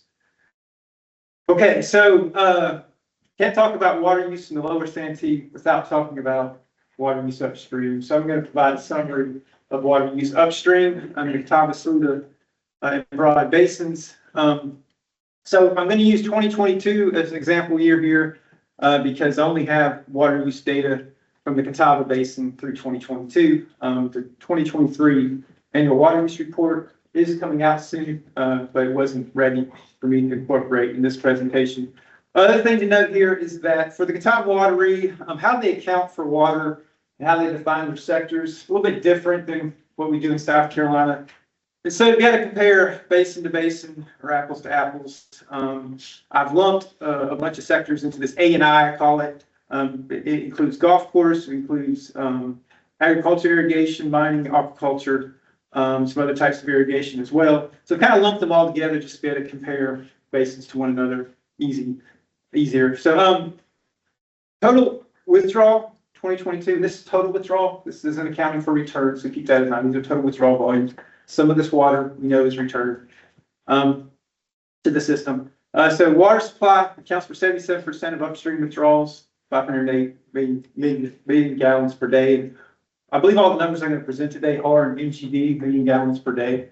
And then industry is 15%, 96 MGD, followed by 8%, 52 MGD. Now, also want you to note that for industry, these are self-supplied industries, meaning they have an intake or they have groundwater wells that supplies their water on site. We know that a lot of water utilities sell water to a number of industries, but we currently don't have the data statewide to break out how much water goes to industry, how much goes to residential supply. I think a lot of utilities may have that data, or some of your larger ones have that data. I don't always have access to that data. So just know that public water supply does include some industrial supply, and then with industry separated out, it's self-supplied industry and not purchasing it from utility. Okay. All right, so just comparing the basins to one another, breaking out the water use by those different sectors for the Broad, Catawba, and Saluda. Broad accounts for 21%. Do you mind going back one slide? I mean, so you have an exclusion of A and I includes golf course irrigation, but also obviously some golf course irrigation could be within the water supply number as well. As we all know. That's true. That's true. That one thing I know. All right, so comparing 2022 withdrawals by basin, Broad accounts for 21%. Oh, the other thing I forgot to mention, very important, is that I'm excluding energy generation and power from this. I'm going to show you power in the next slide or two. Just note that I'm excluding power, and I'll explain some reasons why later on. So we will get to power. But anyway, Broad accounts for 21%, Catawba, most of the withdrawals at 57%, and the Saluda is 23%. Okay. So looking at the last 10 or so years of withdrawals, the red is water supply, that orangish color is industry, and A&I is green. You can see that for water supply, I mean, I see an increasing trend there.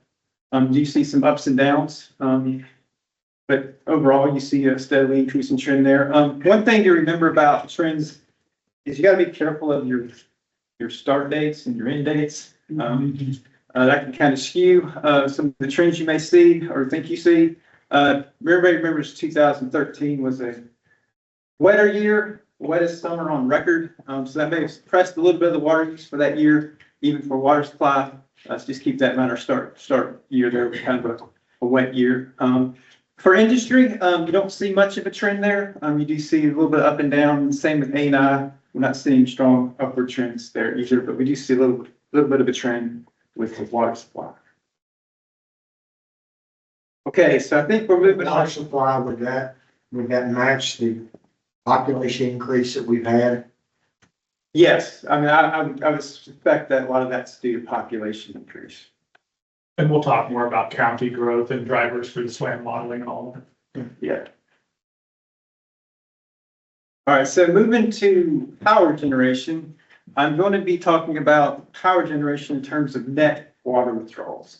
The reason I'm doing that here is mainly because the data I got from the Catawba Basin in North Carolina, those facilities, I don't have the total withdrawal volumes, only have their net withdrawals, meaning in most thermoelectric power facilities, and all these are thermoelectric facilities, and they're displayed on the map here in the company.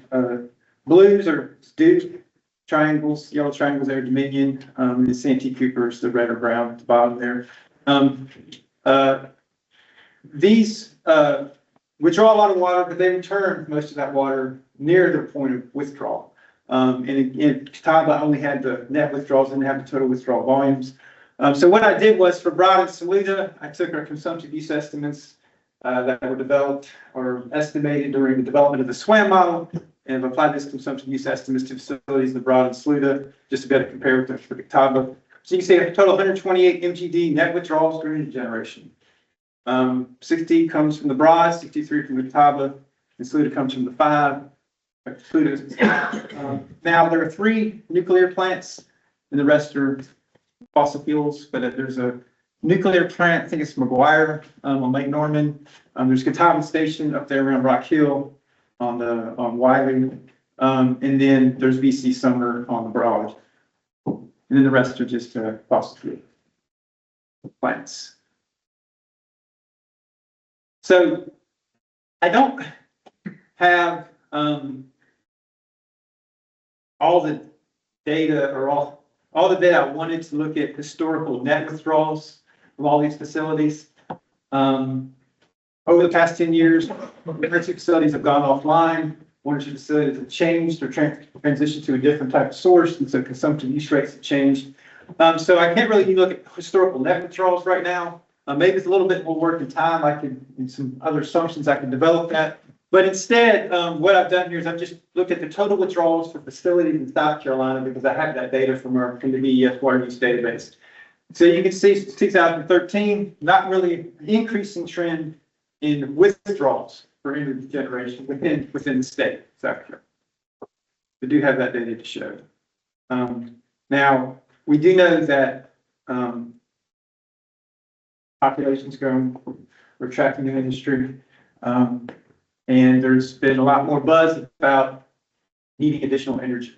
So there's going to be additional energy demand, and we have to meet those demands. So withdrawal is going to increase in the future? Probably. That'll be part of our water utility discussion next month. All right, so now I'm going to focus on water use in the lower Santee Basin. All right, so I think Brooke had a similar slide in her presentation. Both surface and groundwater important in the basin, though our primary source is surface water. If you include energy, surface water accounts for 94% of our withdrawals, 438 MGD, groundwater 6%. Exclude energy, surface water still dominates, 83%, groundwater 17%. All right, so looking at surface water withdrawals, and now I've broken down by sectors that, as defined by our state, how it's reported to DES. Thermoelectric power withdrawals are the greatest, 305 mg, accounts for 70%, and again, much of that water is returned to the system. That's not a consumptive use. Water supply is next at 17%, then followed by industry and mining. But a total of 438 MGD total withdrawals. All right, then switching over to groundwater. In this case, most groundwater withdrawals going to agricultural irrigation, accounts for 41%, followed by water supply at 29%, industries 18%, and then golf course 8%, mining 5%, and then aquaculture is less than 1%.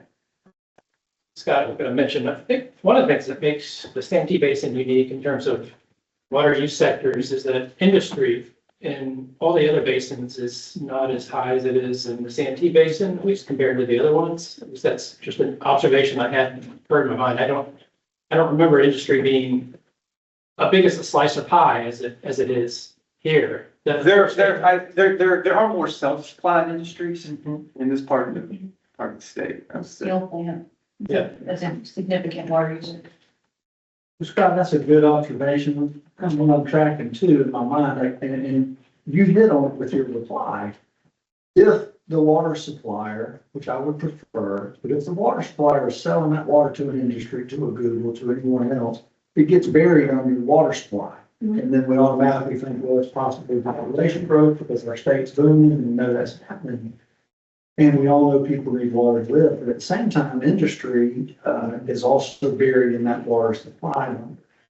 And that may even be a tactic or a strategy for that industry, I would expect. If permits are harder to get, it may be much easier to buy from the water supplier and avoid some of that bad press or some of that burden to get over, right?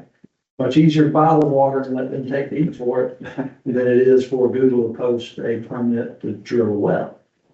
But just something to be aware of, I think. It also makes it challenging when we talk about water demand, future water demand, trying to do water demand projections. Right. Sometimes it's difficult. When we start to prioritize water use, it becomes complicated when they get it under the water supply.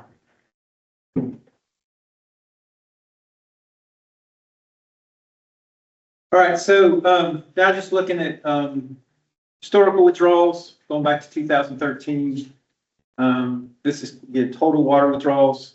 This top left plot shows total withdrawals including power, and you can actually see within the lower Santee Basin, withdrawals are actually appear to be going down. There's again some variation from year to year, but generally going down. However, if you just look at surface water withdrawals for power, which is the lower left here, you see a similar sort of pattern of behavior. So really what's driving that decrease in total withdrawals is decrease in surface water withdrawals for power. All right.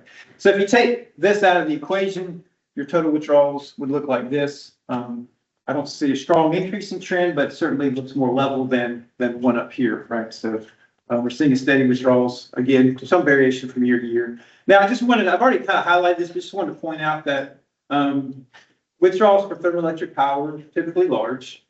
Vast majority of this water is returned to the system near the point of withdrawal. And so we often will remove the power from these plots just to get a better sense of what's going on with withdrawals from the other sectors. Because the energy just dominates so much. Yes.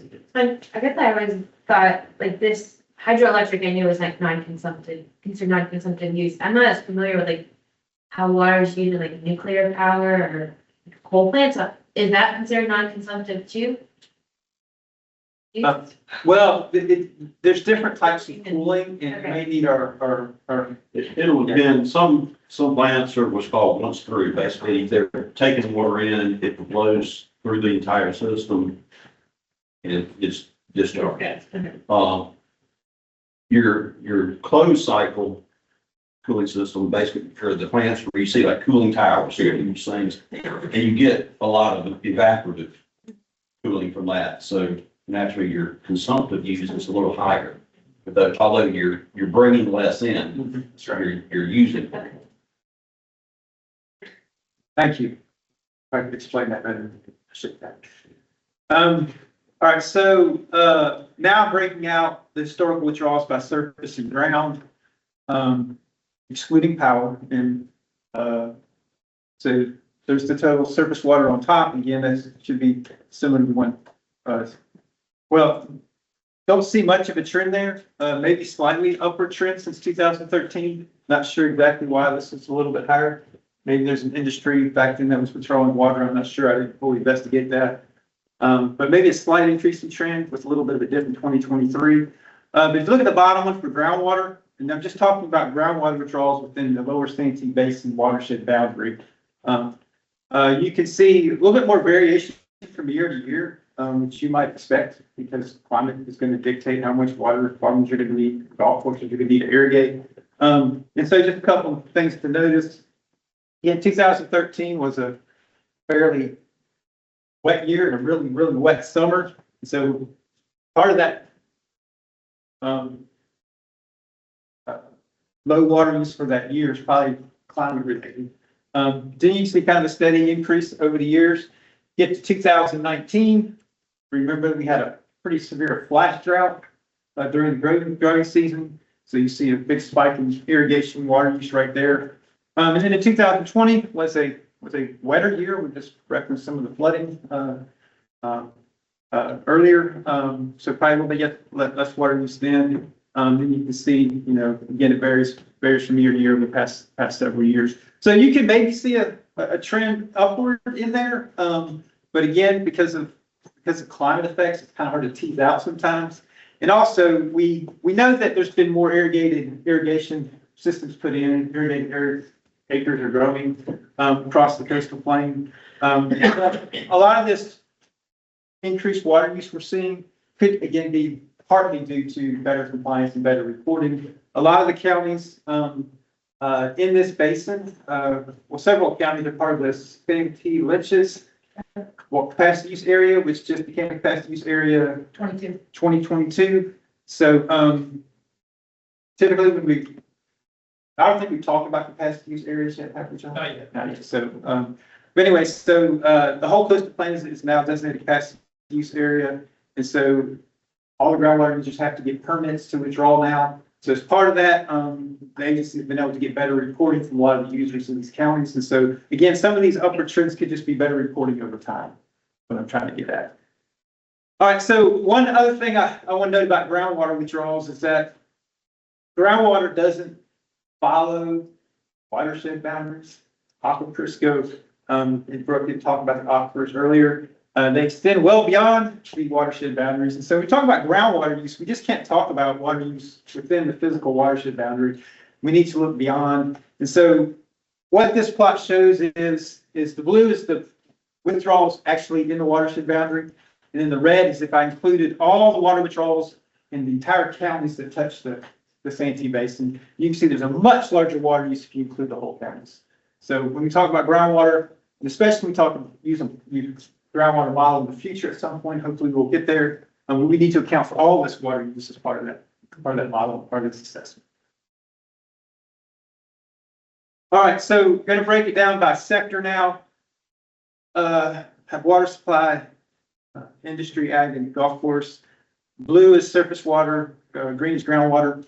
You can see the trends over the year. Maybe a slight upward trend, but not a very strong trend, I would say. And then for industry, again, not sure exactly why I would say it had such a high water use in 2013, but you can see post that, it's pretty steady, but all in all. Agriculture, again, mostly groundwater, very little surface water is used for irrigation in this basin. You can see maybe a slight upward trend, but again, you have that variation based on how much rainfall you got in the year. And then golf course, pretty steady, except the last couple of years a little bit higher, but it's pretty small water use compared to other sectors like UMGP. And then just wanted to mention that a lot of the sectors, there's a strong seasonal signal to water use, which you probably wouldn't expect. So top plot here, I have just some surface water, public water supplies, withdrawals, for the 2023 by month. You can see a pretty strong signal in this one, higher water use in your summer months, lower water use in your winter months. And then you see some variation for some of these smaller utilities, but you see varies from year to year. Then agriculture, of course, you expect during the growing season to be a lot more irrigation. So you see these high withdrawal volumes in your summer months, and then not zero, but much lower volumes in the winter months, okay? And so when we're talking about future water availability, and we're running our models, we are taking into account the seasonal variation in our surface water model and eventually in our groundwater model as well. So we're not just looking at annual average water use rates, we are taking into account the seasonal variation. And I think that's my last slide. So, any other questions?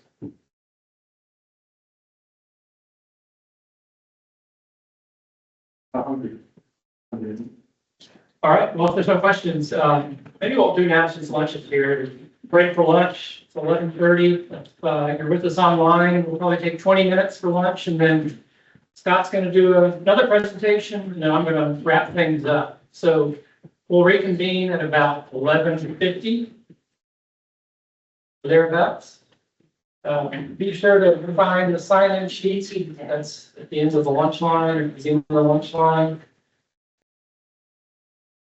First one Scott Carter's going to give, and it's on methods for evaluating water availability. So this is part of the planning framework.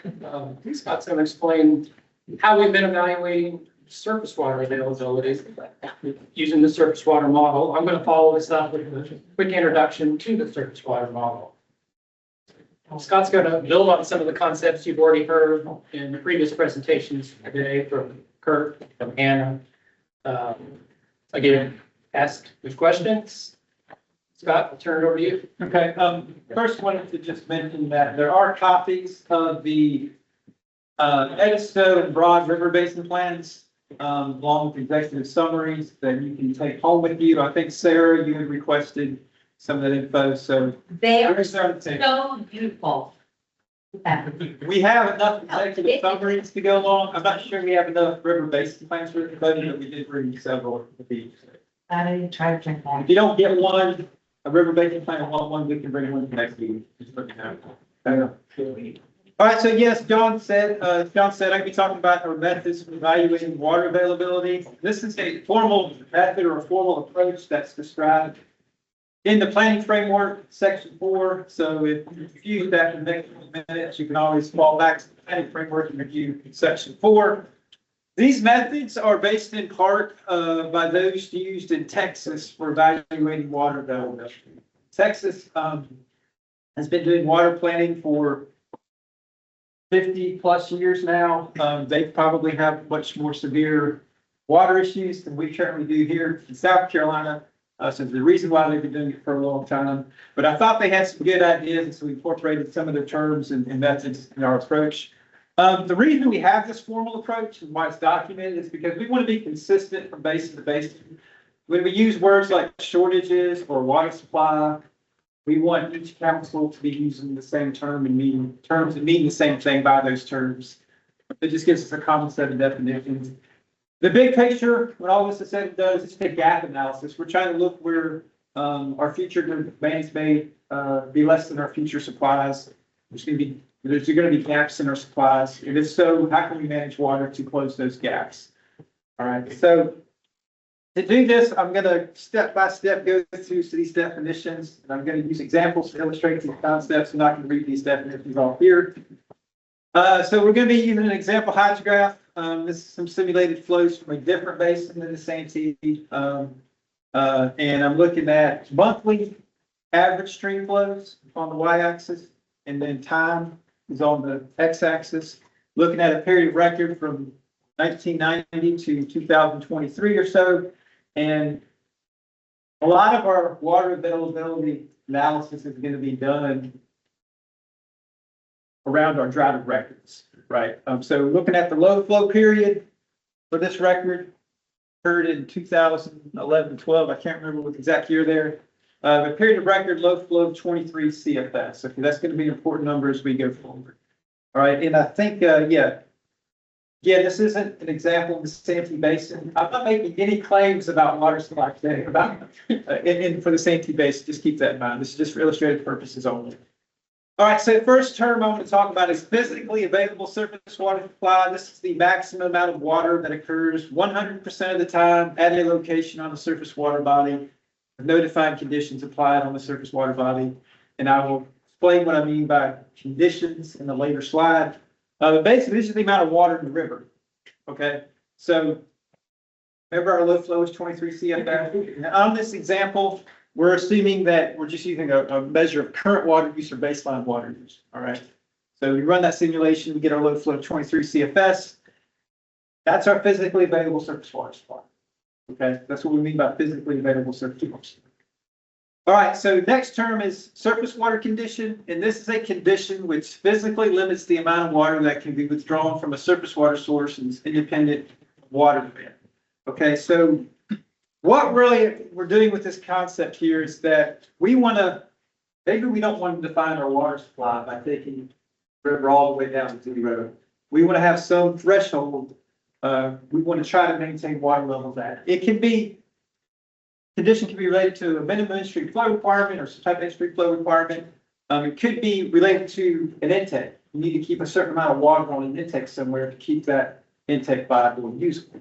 So there's some different reasons why you might have a surface water condition, but it's also there just to say we don't want to define our supply by taking all the water out of the river. That's why it's there. And that's a term that's a concept or term that they use in text.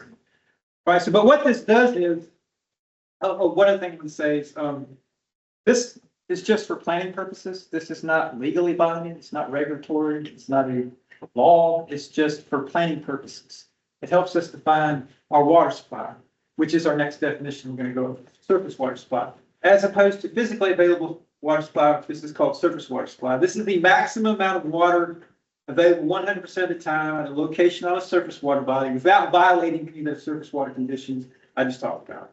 So for this particular case, we're just going to set it at 10 CFS. All right. So say for whatever reason we want to try to maintain 10 CFS in the system, what's our surface water supply is now, instead of being 23, the physical supply, it is now 13 CFS. So by setting a condition, it does reduce your available surface water supply, but it also protects the river, may protect an intake. That's why it's there. Okay. So obviously, we increase our demand, that's going to reduce our water supply. Right? So in this example, we have a 50-year water demand projection.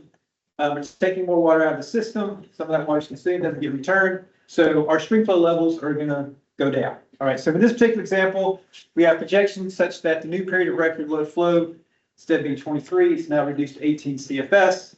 Now our new physically available surface water supply under this scenario would be 18 CFS. That's the amount of water in the river.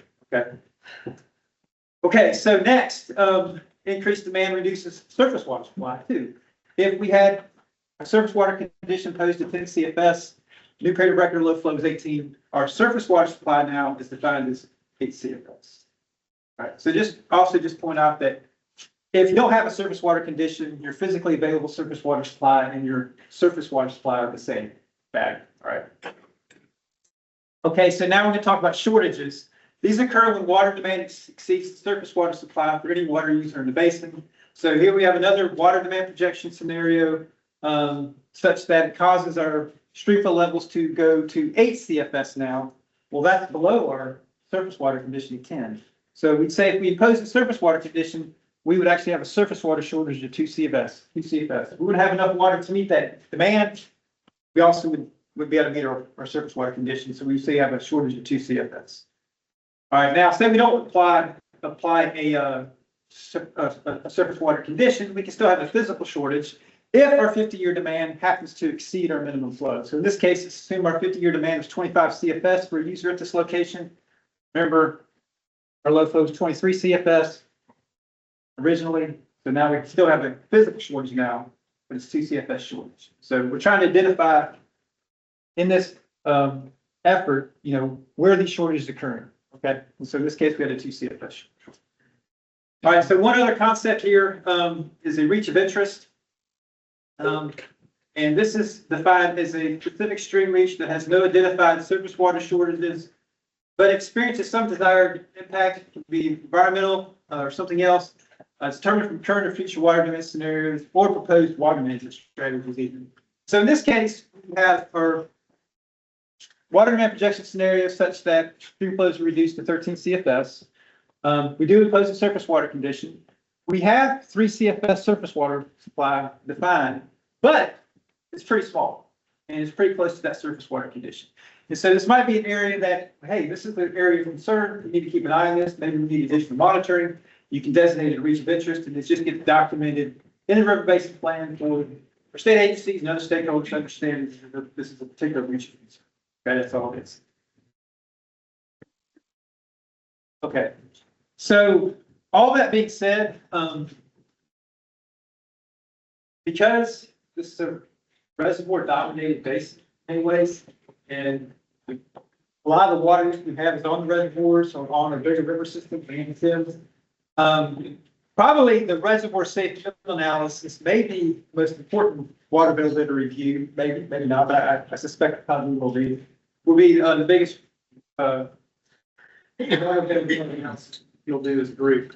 And so reservoir safe field, what is that? It's defined as the surface water supply for a reservoir, or in this case, a system of reservoirs, over the simulated hydrologic period record. And don't confuse reservoir safe field is used in here with the safe field definition used in our surface water law. Completely different things. These safe field studies are subject to requirements that are described in section 4.3.4 of the framework. It is based on the shallowest intake in the reservoir for an essential water use, based on current operating rules, whatever this may be. And then also, there may be historical safe field studies that have been done for the reservoirs. And so we're going to do our own safe field study here, but it's always good to compare to see how things have changed or if there are differences and try to understand those differences, probably different assumptions made. But if there are any existing studies, I don't know if y'all have done it or not, but it'd be useful to compare. Okay. And certainly want to do this for Lake Marion and Moultrie. Jason, for your reservoirs, we can discuss that. That's something feasible to do or not, but we can have this conversation. You may already have your own safe field estimate to do that. That's right. Maybe. Yeah. Maybe we should. Maybe. Okay. All right. So there's a couple other definitions we need to go over when we do these water availability analyses. First is performance measures. These are intended to help facilitate or simplify analysis, but it's defined as a quantitative measure of change in a user-defined condition that's used to assess the performance of proposed water management strategy or a combination of such strategies, or to compare it to 2 different water use scenarios. There are dozens, hundreds of different performance measures you could come up with.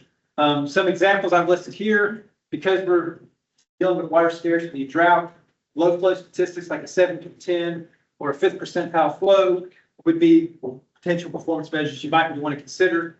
Percent change in surface water supply could be a performance measure. Percent change in number or magnitude of surface water shortage. Just to illustrate a very simple example here, what I have is a 50-year water demand projection scenario in blue shows the number of shortages in the years they occur. Now, if I pose a strategy 1, which is in the orange or the brown here, we see that our number of shortages have been reduced from 23 to 14, and our maximum shortages have been reduced by 80%. This tests a different strategy, strategy 2. Well, my number of shortages only went down to 18, and then my maximum shortage only reduced 50%. So if I compare those 2 metrics, obviously strategy 1 is much more effective than strategy 2. Very simple example. Now, because strategy one may be more effective, but it doesn't mean it's more feasible or cost effective. So whenever we're looking at water management strategies, we're always thinking about, well, how well does it work? But also, is it practical or feasible? All right, so another example of performance measure that other councils have looked at is the in-stream flow, minimum in-stream flow requirements, the 20-30-40 for short. This is a South Carolina DNR in-stream flow policy that was developed in the 80s and then kind of updated and more formalized by DNR in 2009. And it recommends minimum flows for different parts of the state. The coastal plain, for the months of July and November, the recommended minimum flow requirement is 20% mean daily flow. For May, June, December, it's 40%. For January through April, it's 60%. Then the Piedmont, same idea, except it breaks down 20-30-40 instead of 20-40-60. So this is a South Carolina DNR in-stream flow policy. Now, a form of this did make it into the surface water law. Is defined as surface water law, but it does apply 20-30-40 statewide instead of breaking it up between the two regions of the state. It's all just one standard applied statewide, and that's the 20-30-40. All right, so how can we use this? First, I just want to note that even under natural conditions, most stream flows, maybe everywhere in the state, at some point or another, naturally fails to 20% mean daily flow. As part of natural variation during your severe droughts, water will get below 20% mean daily flow. So what we're really talking about here is, well, if we are increasing our water use in the future, would we expect our excursions below that minimum flow requirement to increase? Probably, right? So what I've done here is just comparing what current water use scenario in red to a high water demand scenario where we're taking out more water. You can see on the y-axis the number of excursions below that 20% mean daily flow. So as we use more water, we expect to have more excursions below that minimum flow requirement. So it's just a way to look at, see the impacts of future water use on these recommended in-stream flow of DNR. Yes.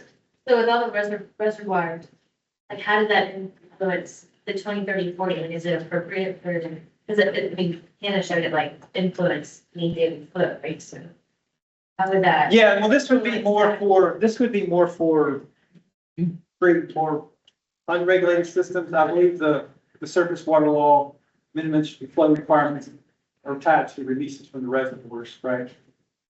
Yes, it's directly downstream of the dam. Yeah, so this wouldn't necessarily apply downstream of the. Okay, so this wouldn't be applicable to the lower. No, probably not. And again, this is just something they've used in other basins. It may be less applicable here because maybe that's real. Yeah. Only on some of the tributaries where we maybe look at comparisons between the three flows, but we probably won't do any comparisons on the Cooper or Santee River or even the Congaree necessarily, just because of all the upstream regulation. Okay, so next definition I want to go over is a few more. Strategic nodes. This is defined as a location on a surface water body designated to evaluate the cumulative impacts of water management strategies for a given model scenario and serves as a primary point of interest from which to evaluate model scenarios performance measures. So you're going to be looking at a lot of data next couple of months. So these strategic nodes are specific areas you guys designate where you can do a lot of review of the performance measures you can focus on, and you get to choose where those are. And so oftentimes they're at gauge locations, because you kind of ground truth with a gauge, or they can be outlets, tributaries of interest. I have some examples on the SWAM model schematic here. These can be chosen by you. It's just a way to kind of simplify review process where you kind of pick the locations that are most important to you to focus on. Okay. All right, so next, going to briefly go over the surface water demand scenarios that you'll be looking at. Okay. There are a minimum of 4 scenarios you'll be reviewing. They're listed here. There's the current surface water use scenario, which is just a measure of current use. It's a baseline water use, and we've been using a 10-year average in most cases right now for that. Now, if we have a water user where we know that's growing over time, or something like that, we may use a more recent period, so we can adjust that if we feel like it's appropriate. We have a baseline period we use to estimate current surface water use.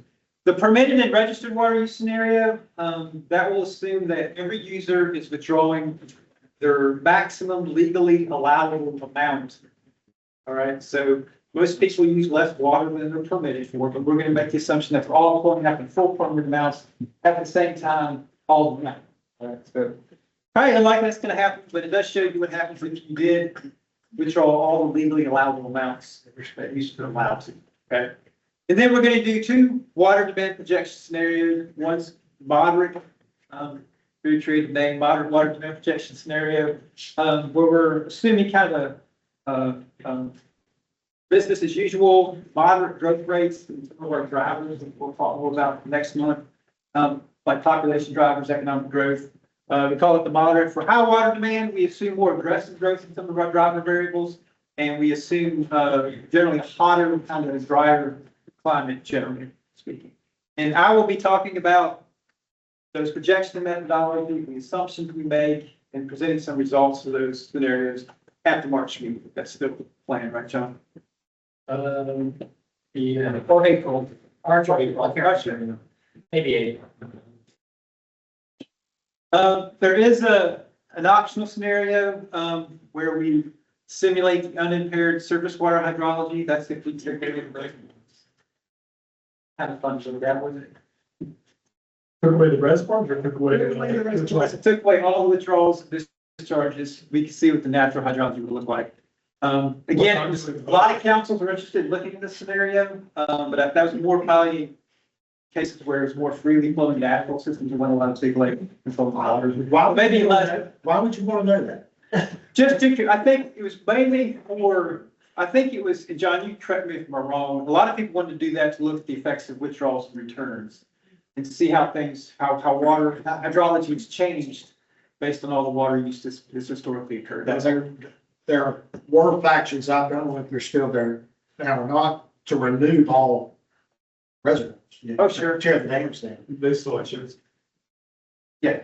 So this is the first time I've ever heard of the unimpaired scenario from the position of getting rid of reservoirs. That's new to me. But coming from a previous RBC on a completely undammed basin, it was to better understand what potentially would the river flows be in a drought, even if all withdrawal was added back into that river. In other words, how much would any curtailment impact that minimum flow during the drought? And as Scott's already said, the reality is that the main number one culprit is drought, lack of precipitation, and MIF would be exceeded even if all withdrawals were put back into the river and you had no withdrawal, you'd still exceed MIF in a lot of stream reaches across South Carolina, but especially in stream reaches where there are no dams. Yeah, I don't see the value of this basin, but I just wanted to let people know that other councils have looked at this as part of their review. It may be, again, one of those things that's much less active, if it's heavily regulated. There's no, by doing this scenario, I'm no way implying that we should remove the dam from Lake Water. That's not what I was trying to say at all. I'd probably be fired if I'm serious about that. Okay, so, and then other important thing to note about this is that all our scenarios we're doing are focused on the water demand side. We're assuming that the past hydrology is going to be similar to our future hydrology stationary assumption.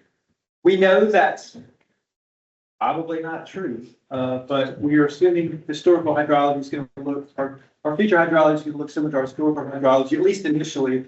And then we're only changing our future water demand scenarios or assumptions in the scenarios, okay? Now, in other basins, I believe the Broad and Savannah too, we have done some sensitivity analysis work where we looked at what happens if our drought record was extended by a couple of years, kind of what if type scenarios like that. I don't know if we did any work with increased evaporation rates. I can't remember if that was actually part of. I think in the Broad we did. Yeah. Yeah, in the Saluda, the Upper Savannah, we looked at repeating droughts and we kind of changed the timing of droughts. So we put like severe droughts back to back and look at the impact on the reservoirs primarily. And that's something we could do here as well. Yes. Yes, that's something we can do here. So right now, initially, we're just focused on changing the water demand assumptions, future water demand assumptions, but we can do some sensitivity analysis on the supply side. We can talk about that. Probably the next month or two, we'll probably touch on that a little bit. All right, and then last note here, I'm going to show you our water demand projection. And in the methods we use. You may decide that you want to test some other scenarios. Maybe you want to apply more aggressive growth rates for some of the sectors. Again, we do our best to accommodate other recommendations for other scenarios. We're trying to work that in as best we can. All right. Just know you can come up with some of your own ideas scenarios for us within reason and 9 months, right? All right, so the process you're going to be going through, how to put this all together, with support of CDM Smith, you're going to see if you want to designate any surface water conditions. You're going to come up with what performance measures you think are important, and then you're going to define or designate the strategic nodes. And then for each of these water use scenarios, we're going to use a SWAM model to determine our surface water supply, identify surface water shortages, and then designate any region of interest.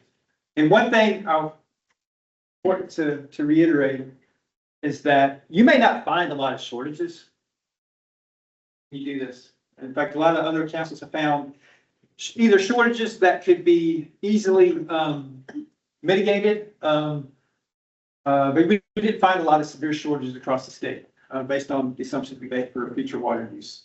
But not only are you documenting shortages, you're documenting water supply.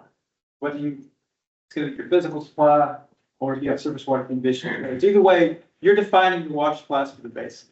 Right? So even though you may not see shortages, you still want to come up with water management strategies and find ways to make your water supplies more resilient to go forward. Okay, so just keep that in mind.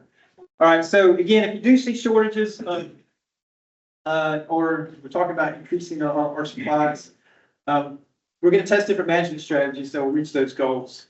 And we didn't have a formal definition for management strategy in the framework. It's any water management strategy proposed to eliminate a surface water shortage, reduce the surface water shortage, or, as I just said, generally increase surface water supply. All right, so here's just some examples, conservation measures. Do we need new supplies perhaps in this basin? Do we need a whole new reservoir? I can say that, I don't work at DNR anymore. And then conjunctive use, maybe during times of low surface water flow, we can go to groundwater. And then again, as I've said before, just because a management strategy is effective, again, if you wanted to build a new reservoir, that would solve all our water supply issues, but create a whole other host of problems, right? Would not be economically or environmentally feasible, most likely. All right, so again, not promoting a reservoir. You're looking at me like you're crazy. Let's talk about new reservoirs. And then again, as I said before, all this is going to be documented in the river basin plan. And that's really a major part of your job, to determine your surface water supplies, identify your shortages, and come up with water management strategies to increase water supply or address shortages. Okay. And I think that's it. Any other questions?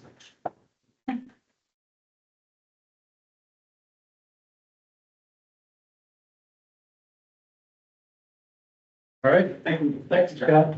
I'm gonna back up one slide. So in all the basins, we've had discussions about should we try to identify, or does the RBCs want to identify a surface water condition? In fact, I think in the first basin, the NSO was where we had the most extensive discussion about surface water conditions. And ultimately, the RBC did not settle on establishing a surface water condition at any point in the system. And that's held true through all of the basin councils. None of them have said they want to go to the point where they're defining a surface water condition. They've decided we really don't need to define how much water we will always want to keep in the system at any one point. Primarily probably because we didn't see very many shortages or stress on the system as we were doing the modeling, even using the future high demand projections. But I just wanted to mention that to give you some background.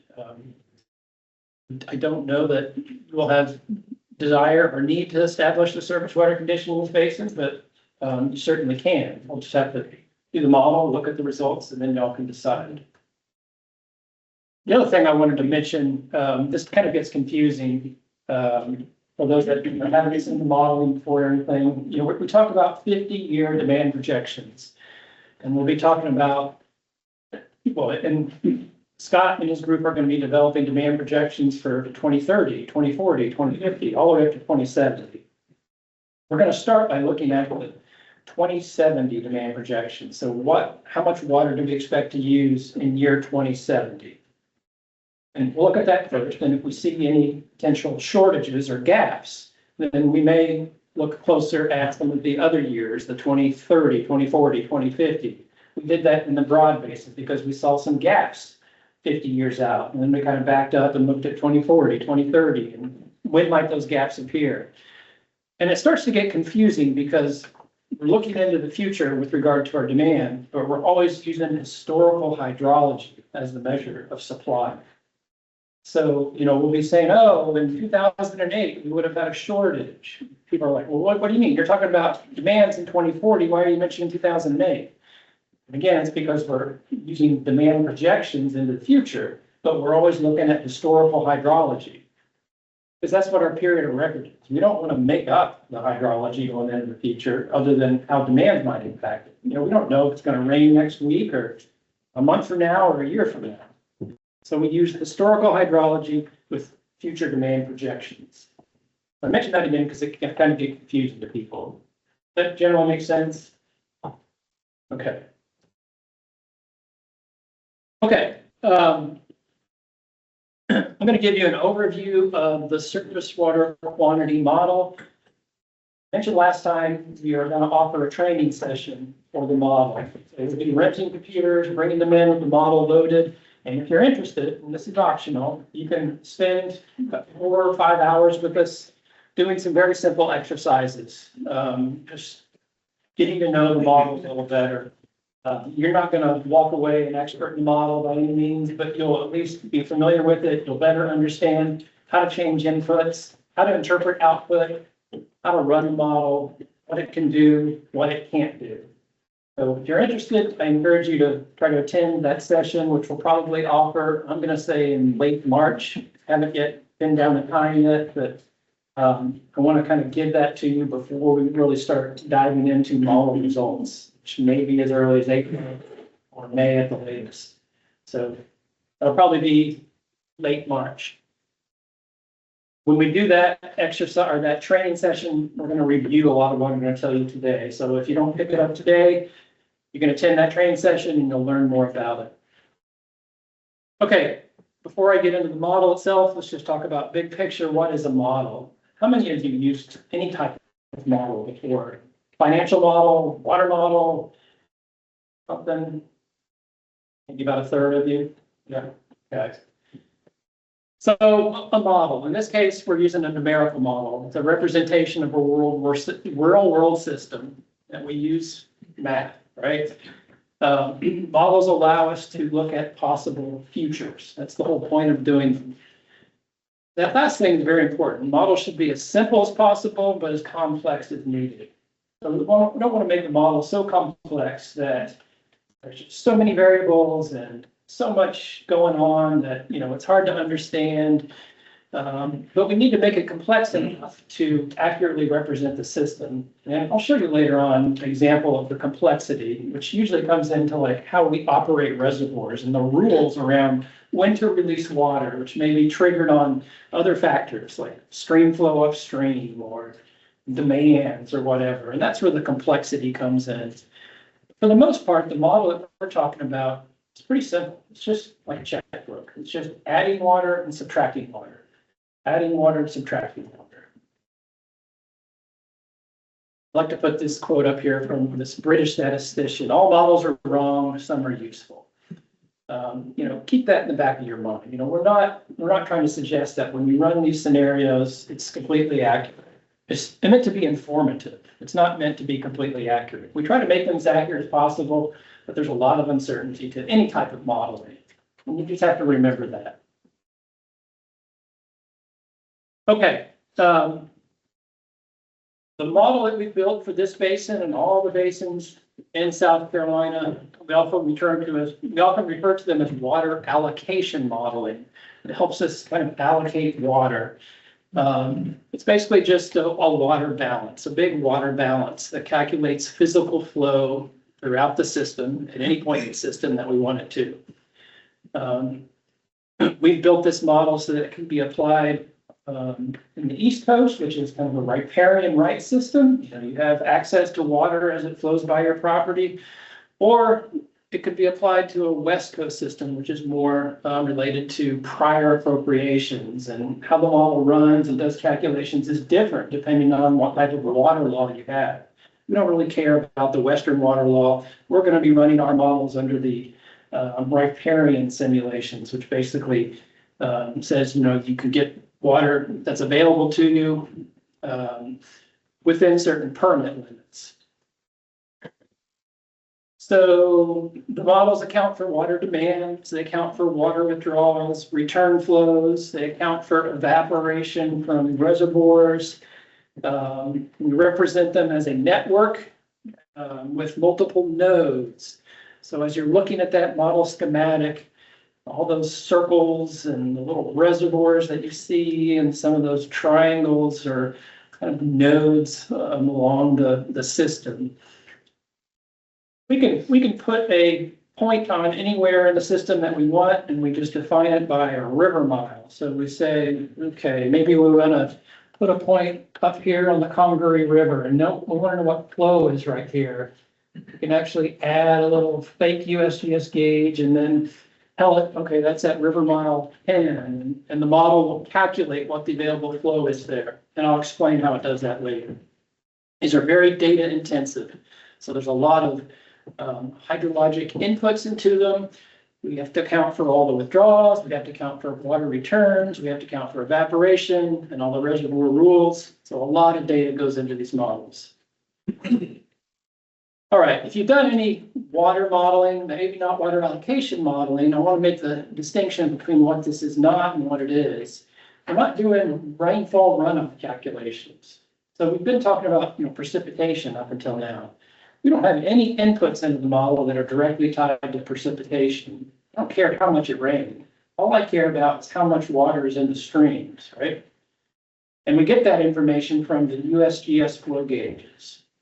So we're taking out the uncertainty of water rained on the ground and then recharging the ground and maybe discharging from groundwater as base flow to a stream or running off directly into a stream. We're not doing the math behind that. We're just taking the water once it hits the streams, and we can actually physically measure it at these USGS gauging stations. So we've removed that uncertainty. We're not doing rainfall runoff type calculation.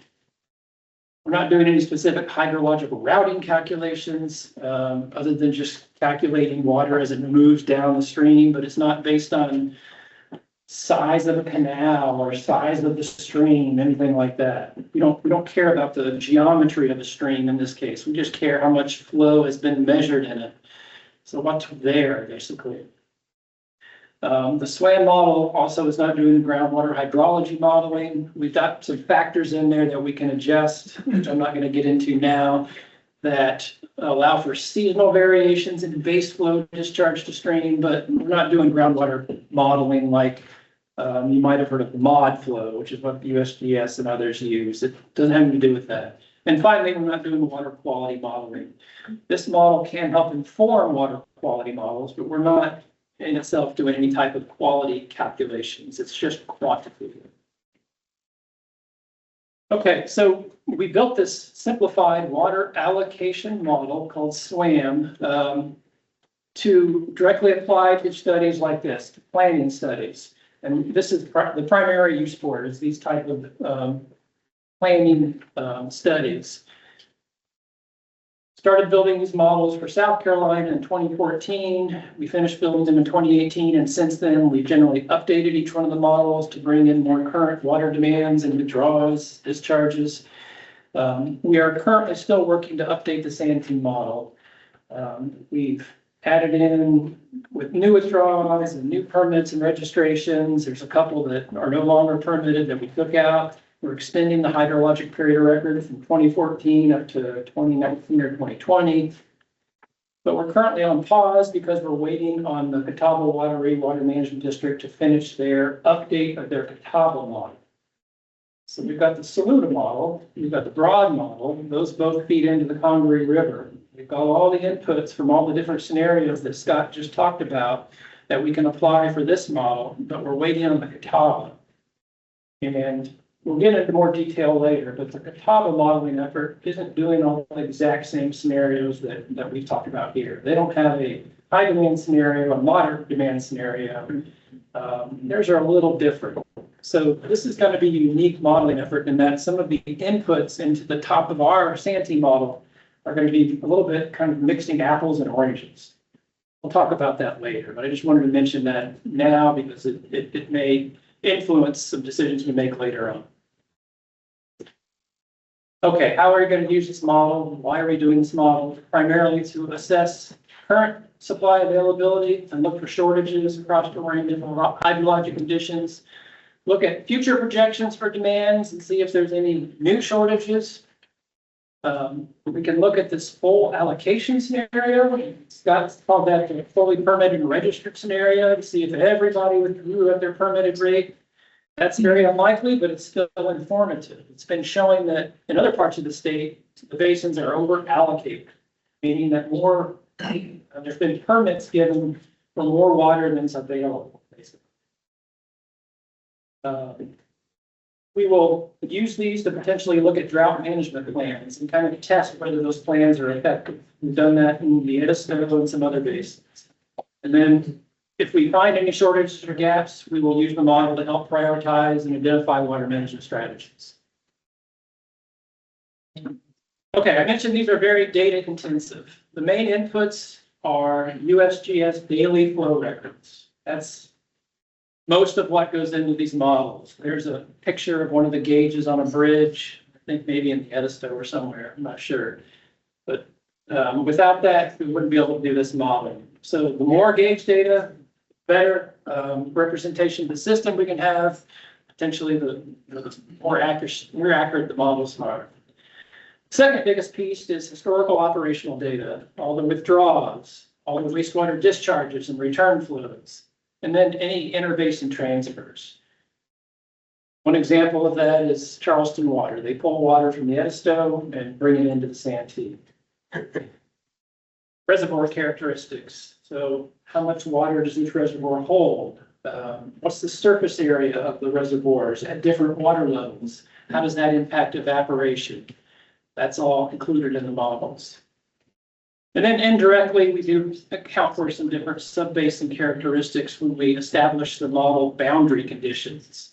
Some of those subbasin characteristics have to do with the drainage area and land use and slope.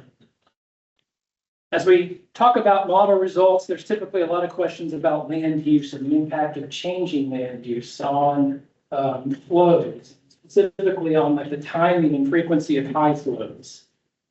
The SWAN model does not account for changes in land use between 30 years ago and now directly, or now in 2070.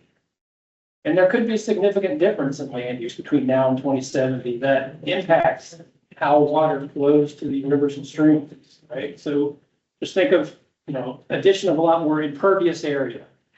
What does that do? It makes runoff get to the streams a lot quicker, right? So you could have a higher, more flashy systems where the water quickly gets to the streams and the reservoirs and it flushes out, as opposed to slowly percolating through, recharging groundwater, and then discharging as base flow to a stream. So that's one of the limitations of this type of water allocation modeling, is that we're not directly accounting for changes in land use. So keep that in mind. Some of the other RVCs have made recommendations about future study and saying we really need to figure out how land use changes might impact water availability and the flow regime. Okay, let's just look a little closer at this model and how it's set up and what it represents. When we first built the model in 2014, 2015, the start of the model was actually just below where Water E came in, or right after Water E came in. And then the DNR kind of changed the basin boundaries a little bit. So we've actually updated the Santee model now to go all the way up to where the confluence of the Broad and the Saluda are, which is the start of the Congaree River. So right now we're looking at everything in the model above Lake Marion. On the next slide, we'll look at everything below. let me just point out what some of these features are. So a circle that has a ditch running through it and fields on each side is an agricultural water user. So this is Clayton Raw Farm and Rickard Farm and Dargan Kalklisher, you know how to pronounce it. Those are all surface water registrations. And they have a registration to withdraw surface water on each one of these tributaries. Here's Congaree Creek, that's Red Bank Creek. So everywhere where there's a surface water registration or a permit on a creek that feeds into the Congaree River, we've included that in the model. There's obviously a lot of other creeks that don't have withdrawals or discharges. We don't include those explicitly in the model.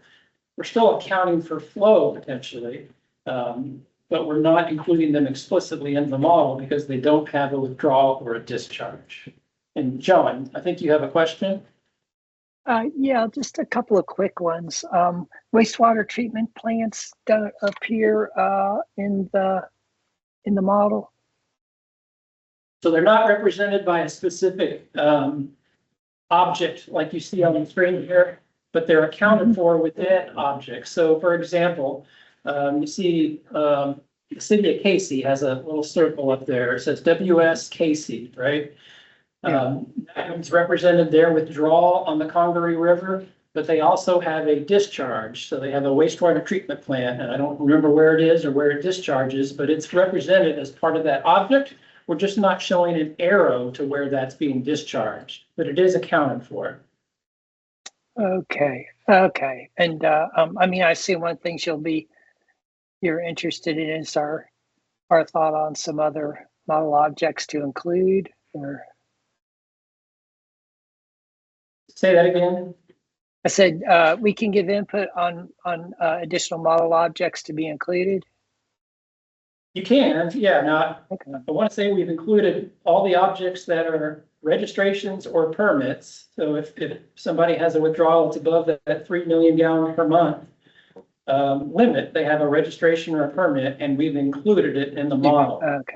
Okay. But then I'm curious too. I know some of the large farms, like the Clayton Raw Farm, they'll have multiple registrations. And it's actually kind of a little hard sometimes to figure out if it's all referring to the same farm or not, because names will change. And so are you accumulating all those when you put, say, Clayton Raw as one of the users? Okay. Right. So there's some simplification in the schematic that you're seeing here that we've done, just so it doesn't get too busy. For example, Clayton Raw may have 4 or 5 different intakes on Red Bank Creek, or even some small tributaries to Red Bank Creek. But we've tried to keep it simple, and we've just shown one arrow. If we were to click on that Clayton Raw object and go into the details, it would pull up a window, and we would probably see information about multiple withdrawals that they have. And in many instances, if they're close enough to each other, we just aggregate them into one withdrawal point. So we've done a lot of simplification, especially for agricultural water user objects that have multiple withdrawals, perhaps at numerous spots on small tributaries. And another thing I'll mention too is many of in fact, in some basins, it's pretty much all of them, of those agricultural water users have built small impoundments, right? They've built dams. They're either on the stream or slightly off the stream, but on a tributary that feeds into the stream where they have a withdrawal location. And those impoundments aren't explicitly represented in the model. There's just so many of them that it would take too much effort and time to build the models with all those small impoundments. Plus, we don't really have good information about how much water they store. We could come up with estimates based on just aerial imagery of their area and make some estimates on depth. But generally for this type of water planning, we don't try to put in those small impoundments. But we recognize that those impoundments are very important, especially during drought and dry times. In a lot of the basins, we've been simulating that some of these agricultural water users, which are more on the small streams and near the headwaters of the basin, will have shortages. But then we look closer at them and we see that they've got multiple impoundments that they withdraw from.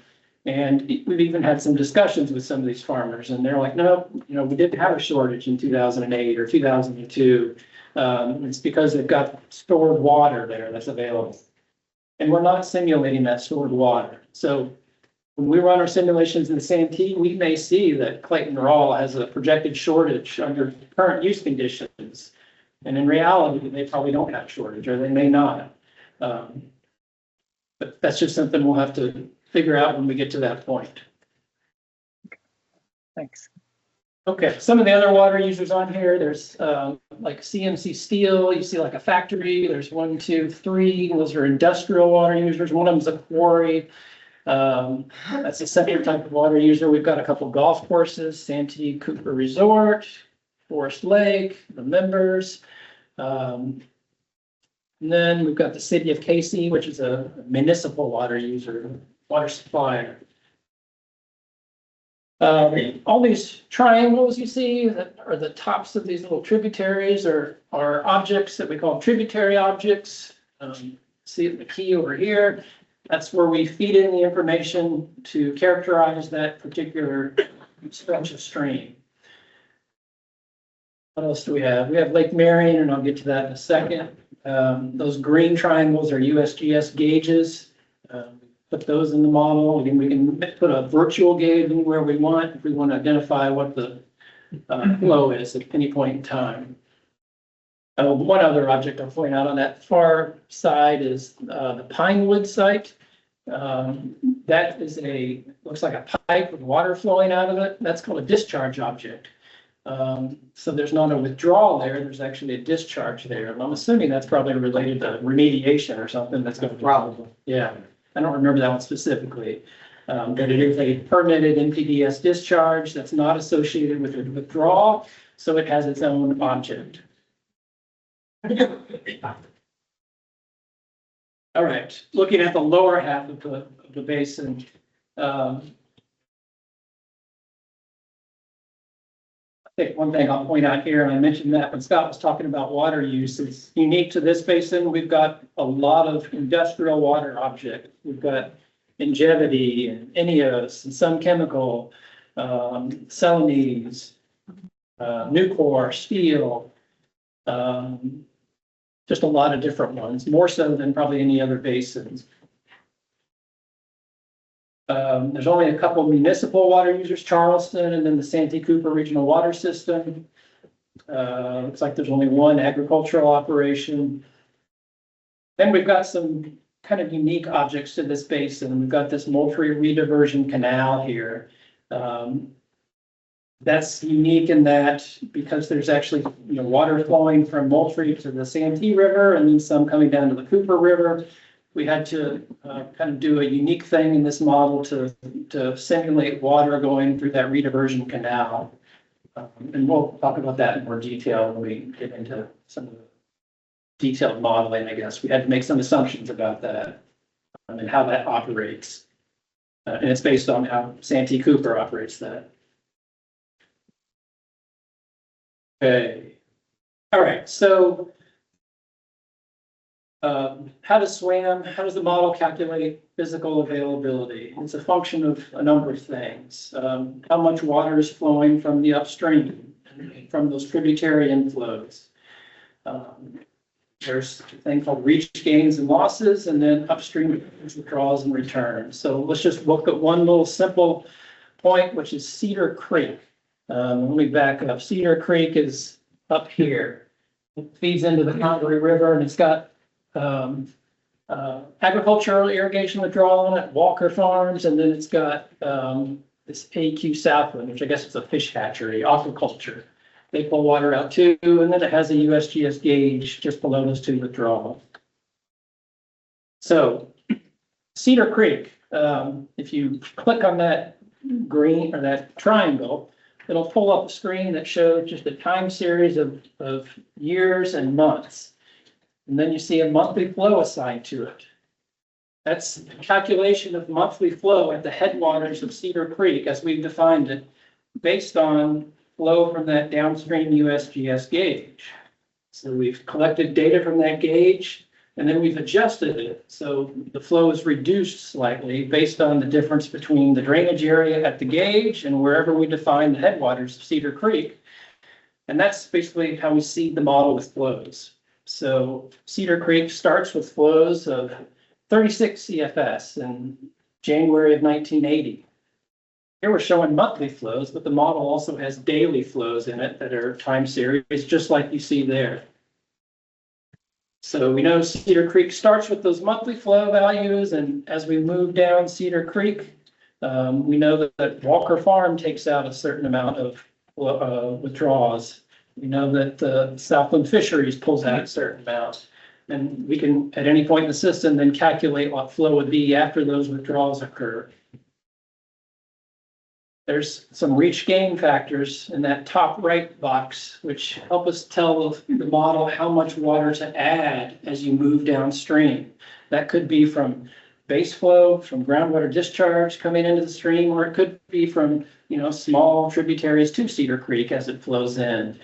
But we basically go through a calibration process using that gauge data to set what those flow factors are. And that basically just says, add this much flow from here up and add this much flow from here down.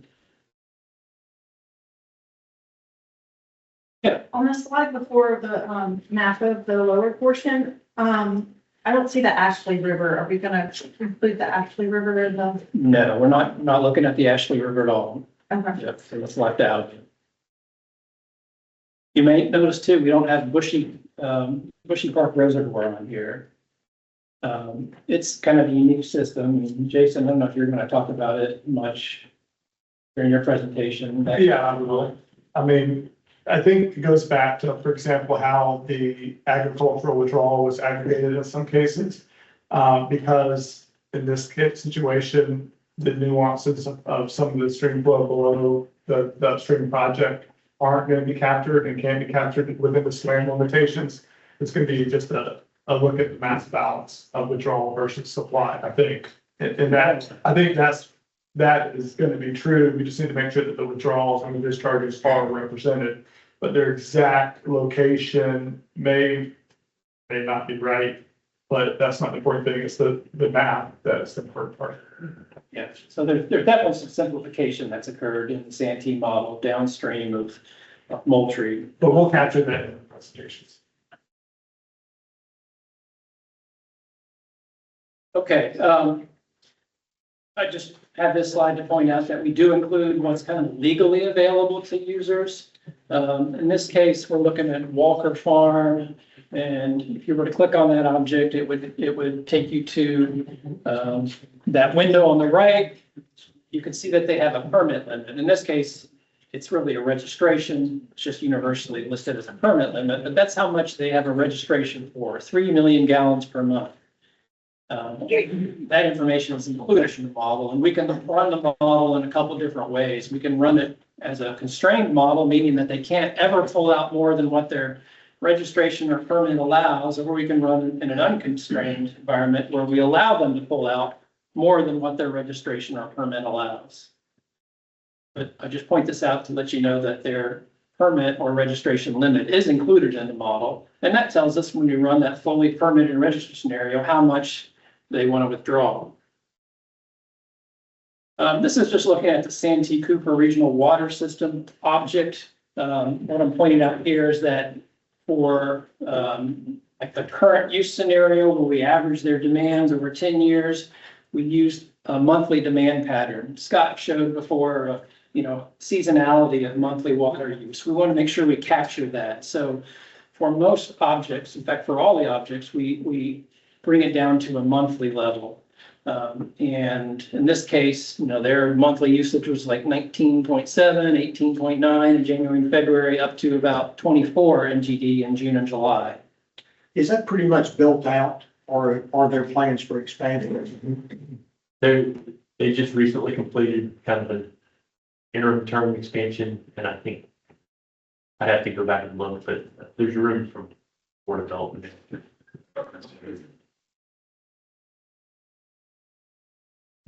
To the right of those monthly usage amount, there's percent indoor use, percent consumptive use indoor, percent consumptive use outdoor. We've kind of simplified this. If we had good information about how much water that Santee Cooper Regional Water System or any water user uses consumptively indoor versus outdoor, we could put it in there. In this case, and through all the models in South Carolina, we really don't have that level of detail, but we have enough to know how much generally they're using consumptively, because we know how much water they return through wastewater treatment plants. So we can compare the withdrawal to the return, and then we come up with that consumptive use percentage. In this case, it ranges from 44 or 40% in January, February, up to about 56%, 57%, 60% in the summer months.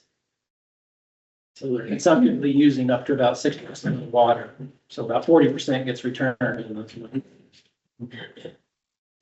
So showing this, but there's tabs up here for where the water's coming from, called source water, and then return flows, and that tells it where the water gets returned in the system. Sorry, another question. Yeah. So as far as water being returned, there's 3 wastewater plants that discharge in Ashley, about 60 MGD. So the Ashley's not in there. It's not accounting for that going back in the basin, but that just goes straight to the harbor. So it doesn't matter. Is that correct? That it really doesn't matter because the Ashley doesn't have a large factor in use? Yes, correct. Okay. I mean, and I don't, honestly, it's been so long since we built the original model. I don't know, are there no withdrawals on the Ashley? I don't think there are. So that's why it doesn't really matter unless there's agricultural. I think there are. I think all the downstream withdrawals of the lakes projects are either within Bushy Park or within History Reservoir, period. So Londo and Ashley, 0. I believe I finished off correctly. I just wanted to clarify that. That's why that water doesn't need to be calculated in. Yeah. I have a question. Yeah. For these models, you're only using, the permits and registrations of those that are currently reporting, is that right? So like, for the unpermitted or for the fully permitted model to kind of show like everyone who's using it, does that include ones that maybe haven't reported in like recent years? Because what I'm kind of concerned about is maybe the sites that have a permit, let's say that facility is no longer active, but they still have this withdrawal permit. And then there's the potential for them to restart it in 5-6 years. So like, is there like a model that kind of shows like if everyone, regardless of if they're currently reporting, has a permit or registration, if you that water, like what it looks like? Yeah. So we made the point when we update the model to check with Leanne Monroe and CES folks about those situations. In some instances, they've said they abandon their permit or their registration. They're no longer reporting and they no longer own that registration or permit. If that's the case, we take it out of the model. But often they won't have been using any water, but they still own that registration or permit because they might decide to withdraw water 2, 3, 5 years down the road. In that case, we've kept it in the model. For the current use scenario, it'll be 0 probably. We won't simulate them withdrawing anything, but for the fully permitted and registered scenario, we will withdraw what their permit is, even though, or the registration, even though they might not be withdrawing anything. Does that answer? No, go ahead. Okay, I mentioned reservoirs and how that is probably some of the more complex parts of the model. Here we're looking at Lake Marion. Over on the left side of that window, there's a little box about evaporation. Evaporation is calculated based on a number of things. One of them is the surface area of the lake, and as the lake draws down, the surface area gets smaller. Then obviously evaporation would be less because you have less surface area. So the model calculates the different areas and loss of evaporation based on water level. What else is on here? There's a storage capacity up at the top. We seed it with an initial storage amount at the beginning of the simulation. We have in value for a dead pool. That's kind of just defined by where the lowest intake would be on the reservoir. Then they can have complex operating rules. In this case, this is not really a complex operating rule, but it's information that defines the guide curve. So Lake Marion follows kind of a guide curve where they try to keep water levels at certain elevations, different times of the year. And it's a pretty flat guide curve, I guess, compared to a lot of other ones. I mean, yeah, It's not a lot of variation. in the sense that we've got a more limited operating range from an elevation perspective, yes. Right, right. It looks like a lot to us because of the flatness. Yeah. Of the area. But this information, the model just says, you know, during these months, try to maintain this water level elevation. So it's trying to match what Santee Cooper does with regard to how they keep water levels at different times of the year. Okay. We can do the model running in a daily or monthly time step. Kirk talked about that a little bit earlier. Sometimes we look at monthly. In fact, when we first do our scenario analysis, we'll run it under a monthly time step, kind of bigger picture. Then we may double back and look at it under a daily time step. Some reasons for certain reasons we do that would be to look at in-stream flows or maybe to look at these ecological flow relationships that we've done in other basins. But for the most part, we typically do it with a monthly time step. The model runs faster, less data output to analyze. Even in a daily time step, the models only take 5 or 10 minutes to run. Maybe some of the more complicated models are 20 to 30 minutes, but it's not really limiting at all. When we built the model, we went through a calibration exercise. When we update the model, we will check the calibration. It's kind of called a verification, but primarily we're just checking at USGS stream flow gauge locations to make sure that we're reasonably matching the measured flow given historical conditions. Some of the things that we adjust to make a better match of flows are those reach gain loss factors that I talked about. And then Scott touched on the idea of performance metrics. Talk about those more later, but again, those can be like average annual flows, average monthly flows, or a percentile of flow, cumulative flows over an entire period, reservoir storage, a lot of different metrics we can look at. Primarily, those are ways to compare the different scenarios to each other. Okay, this is just showing the red line, which is model or simulated, versus kind of the blue or purple line, which is gauged, kind of how we go about our calibration process. We look at graphs like this to see if the modeled flows are reasonably matching the gauge flows. Sometimes there's good match, sometimes there isn't. This is just looking at just down from Lake Marion and the Santee spillway. I think using a daily time step, or maybe that one was monthly. Yeah, that was monthly. This one's daily. We don't always capture those really high daily peak flows.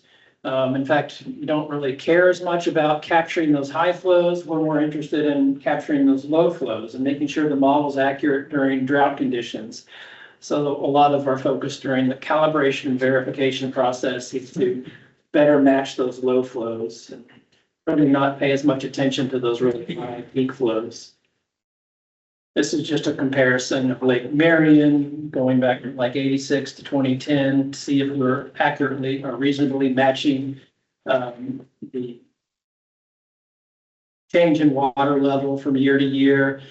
This is also kind of difficult to do because in the model we put in a static set of rules where in reality they might not always follow those rules. There may be reasons because of maintenance or some other issue that they don't follow those rules exactly. And that's why it's kind of hard to always calibrate accordingly because we're using static rules in the model and in real life, they're sometimes adjusting those rules. Or they may change their rule set, you know, from the early part of the 90s to later on. I don't know if your rules have changed that much over the last 20, 30 years or not. Not significantly. I would say, you know, what you'll see here is probably exacerbated by the fact that the same holds true for reservoirs boats. So, yeah, you know, you're kind of seeing the impact of a highly regulated basin culminating in our project. Exactly. And that's a good point to mention is that, you know, we can try as we might to calibrate this model, but we're also dealing with inflows from 3 other basins that may or may not be that accurate, and they're modeled inflows. So there's potentially compounding uncertainty down even in our basin that we have to consider. And I'm going to talk about uncertainty in just a second. I already mentioned some of the updates that we're working on now. We've extended the baseline hydrologic period of record. We've updated demands. We've updated new permits and registrations, removed inactive ones. We've even done some software updates to make some of these drought scenarios that we talked about earlier easier to run. So there are some limitations to modeling, and I just talked about one of them, uncertainty. There's greater uncertainty in the areas where we don't have gauges. We have to use nearby gauges called reference gauges to estimate flows in those regions. So we have a lot of uncertainty in those areas because we don't have actual gauge data to base the flows on. What else? Greater uncertainty in supply availability and shortage projections associated with small stream withdrawals compared to large rivers and reservoir withdrawals. On the smaller streams, with only 10, 20, 30 CFS of flow, we don't have as much certainty as we do on those larger rivers. I mentioned the impacts of those irrigation ponds as well. We don't try to include those ponds in the models. So there's limitations of what we can really do on those small streams. Scott mentioned the idea of stationary climate. Again, we're using a historical period of record, and we're assuming that historical climate is going to be indicative of the future, which probably not a great assumption, but that's all we have to work with. Just an example of some areas where there's more uncertainty, like that area off on the left there that's highlighted in red, Congaree Creek, Red Bank Creek. There's no USGS gauges there. We had to use a gauge probably on the other side of the river, Jackson Creek and Gill Creek, to estimate what flows might be here, assuming that the land slope and soils and percentage of impervious surface are very similar. In fact, we try to find reference areas that are most similar to this area when we were establishing headwater flows in that area. But point is, there's more uncertainty there because there's no gauge on those streams. And then we've already talked a little bit about tidal influence, right? So here we've kind of highlighted some areas in the lower part along the Cooper and the Santee River that have more uncertainty because of those tidal influences. I think the USGS does try to tidally correct their gauges, like that gauge 09, which I don't remember which one it is, but it's probably tidally corrected. You know, Scott? They do a highly filtered discharge, that's what you do. Yes. Yeah, they try to adjust it based on impacts of tide so that they're given more of a representative freshwater flow. Net flow, exactly. But that adds more uncertainty to it as well. So I don't expect we're going to see any shortages down in that lower part of the Santee or the Cooper. But if we do, there's just going to be more uncertainty associated with it because of the impacts of tide. Okay, we've already talked about performance measures, performance metrics. So I'm going to skip past that. And Scott introduced the idea of strategic nodes. That's, again, points in the system that we're going to compare between one scenario and another scenario and a third scenario and a fourth scenario, which is where we start to see changes in those scenarios. And that's where there's value in doing all these different runs with different assumptions. To do that, though, we have to pick points in the system to be able to compare flows.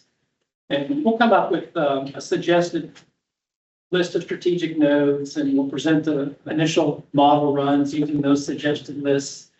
And then y'all decide you want to add to it or whatever. We can add in more if needed. But here's just some original or some initial strategic node locations that we might want to look at. Okay, finally, if you are interested in the model itself, the unupdated model, so the previous version that doesn't include everything above the confluence of the Wateree and the Congaree, is available. You can download it. Once we get the model updated here in about a month or so, we'll. Scott? They're currently unavailable on the website. Okay, but forget what I said. If anybody needs a copy, we'll do what we can to get you a copy. So just let me know. Yeah. Okay. Generally, they would be available, but will they be soon? Or Talk to me if you copy. Okay, fair enough.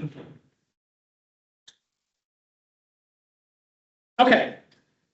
That was a quick run through of the model. And you'll hear more about this if we do the training. One quick question, for the minimum in-stream flow, the model, is that using the 7210? Or what's the minimum? Yeah, so in the other basins, we've looked at minimum in-stream flows based on that 20, 30, 40% calculation that Scott talked about. And we've paired different scenarios and, the frequency of times that flows at specific points drop below that minimum in-stream flow based on the 20, 30, 40 rule. But we've also done comparisons of how 7Q10 might change. Haven't done that as often, but some of the RBCs wanted to see a comparison of the current use simulation versus the 2070 high demand simulation, and how might that affect 7Q10 flows, or the time that you drop below a 7Q10 flow, for example. So I was just curious about, how within the model, we ensure that the water ecology is preserved. And so using the, is it 20, 30, 40? Yeah. Assumes that your wildlife is protected, for instance, and all that. Yeah, I mean, that's kind of one way to do it. Generally, though, in all the basins, we've been working with Clemson and USGS to develop these flow ecology relationships. And they're not based on 20, 30, 40. They're based on all of the fish data that DES has collected over the last 30 or 40 years. I mean, it's a lot. DNR and yeah, and macro invertebrate data. So DES or DHEC did the fish data, DNR does the macro invertebrate data. Other way around. Yeah. So they have all that data collected, and then they're able to establish relationships based on like the species diversity and abundance and different ecological metrics. And they've tied those relationships using some complicated machine learning models to flows and duration of flows and timing of flows and magnitude of flows. I haven't yet talked about whether we're going to do that in this basin. I don't know that we're going to, because there's limited applicability in this basin. It only works on weightable. So they've only been able to do these relationships where they establish a relationship between flow and ecology on what they call weightable streams. So not the Congaree River, not the Santee River, not the Cooper River, smaller streams that you can actually wade in, because that's where they have good data. So I don't The think, streams we actually may have data on, maybe streams that don't have a lot of water use. yeah, that's the other thing, is that some of the tributaries that we have in the model, where we could potentially try to establish these relationships, they just don't have a lot of data to support the relationships, to develop these relationships between flow and ecological abundance or diversity, richness, or whatever it might be. So how does the ecological concerns that are, we've talked about, how does that fit into what we're doing Yeah, as a group? Because we all said it was important and, right. and when we did our mission statement and everything. So Yeah. where does that fit in? We're gonna have to talk about that, figure out how do we wanna be protective of ecology? What type of metrics do we want to use? I mean, maybe we try to do something simple and say, well, let's establish a surface water condition. That's where like the 7Q10 is helpful. for Yeah. example. Yep. That's why I was asking. Yeah, but yeah, unfortunately, we're short on time in this basin, and we're short on the ability to be able to apply these ecological flow relationships that we've generally been able to do in most of the other basins, and certainly in the upstate basins. That's where they had a lot of data, and we could have multiple points in our system to look at these flow relationships. But I don't think we're going to have that luxury in this basin. Are you finding that wastewater treatment plants on other basins, as they advance the size of their plants, are going to tertiary treatment, which reduces the flow into the water bodies? Is there any evidence of that? We haven't looked at that level of detail really on type of plants and something. Just Going back to that, secondary treatment versus tertiary treatment of sewage treatment makes a huge difference in biologics in the river. no, I haven't gotten into that level of detail. treatment types and impact on their discharge and flow streams. Are you gonna add, Jason?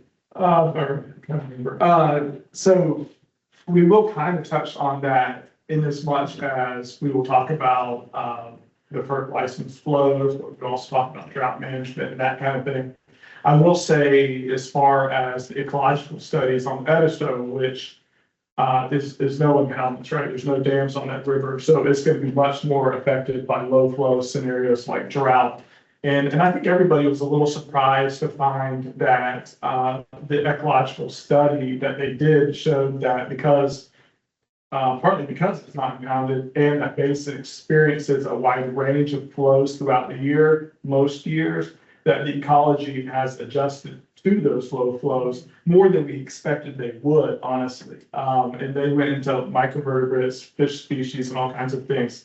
But the point I'm going to make is that if it holds true like it did in Edisto and probably some of the other basins, you'll see shortages or downstream withdrawal long before you see ecological impact. And so I'm not saying they're two analogous things, but in the absence of any shortages, I would argue there's probably not an ecological impact based on some of the ecological studies in the other basins. But there is a benefit to doing ecological studies per basin when time allows to get to the root of that. Yeah, I would also say relicensing process that you have to go through when you get a new license to operate hydro does account for the ecological component when they're evaluating minimum flows. So for example, starting next year, our minimum flow into the Santee River is going to increase from historically it's been 500 cubic feet per second. Right now it's 600 cubic feet per second. Starting next year, it's going to go up to 1,200 for part of the year and 2,400 during the spring spawning season in an attempt to support migratory fish and some of the other species that are historically have made use of those higher river flows in spring. So a lot of those concerns are captured in that process. That's great. That's good to know, and probably something that we want to capture in the plan somewhere that it's been looked at, it's evaluated, it's, you know. Yeah. So that's really good information that's already done. Yeah. Thanks. Okay, I'm a little bit over time, so I'm going to wrap up quickly. Our next meeting is going to be at the Jeffries Hydro. Yep.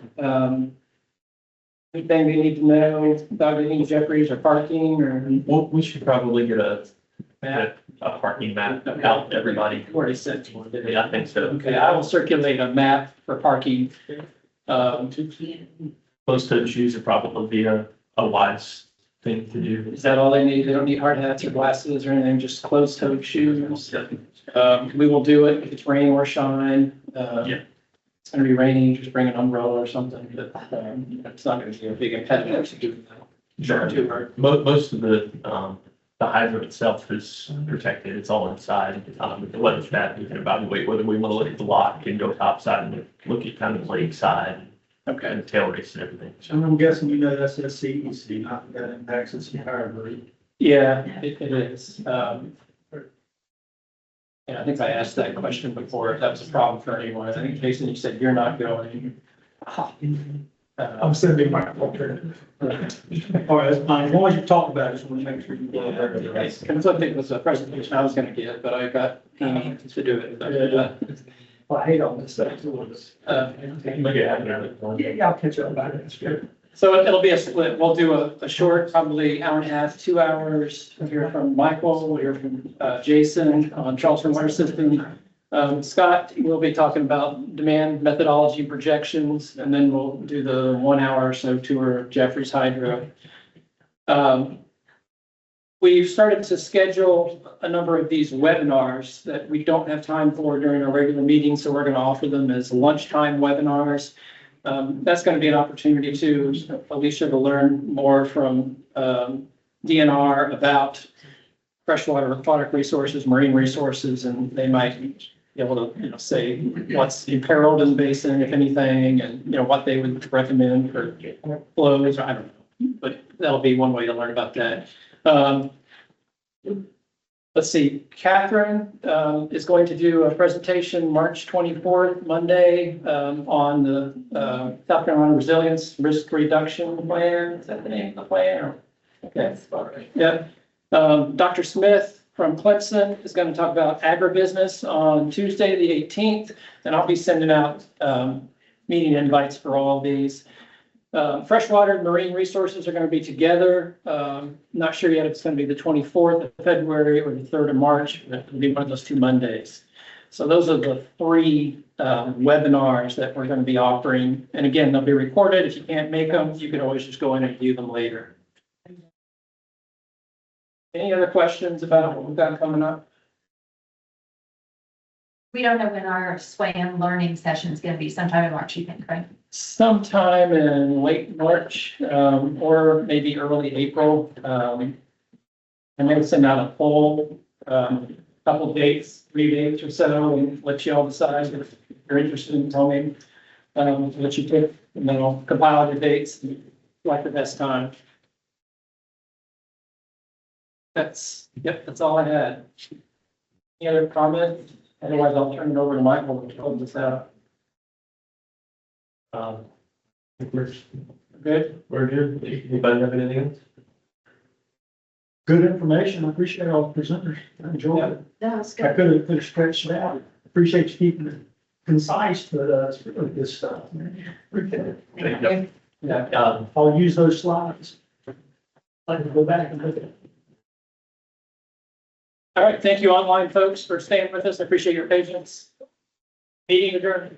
Thank you. You're going to change the line.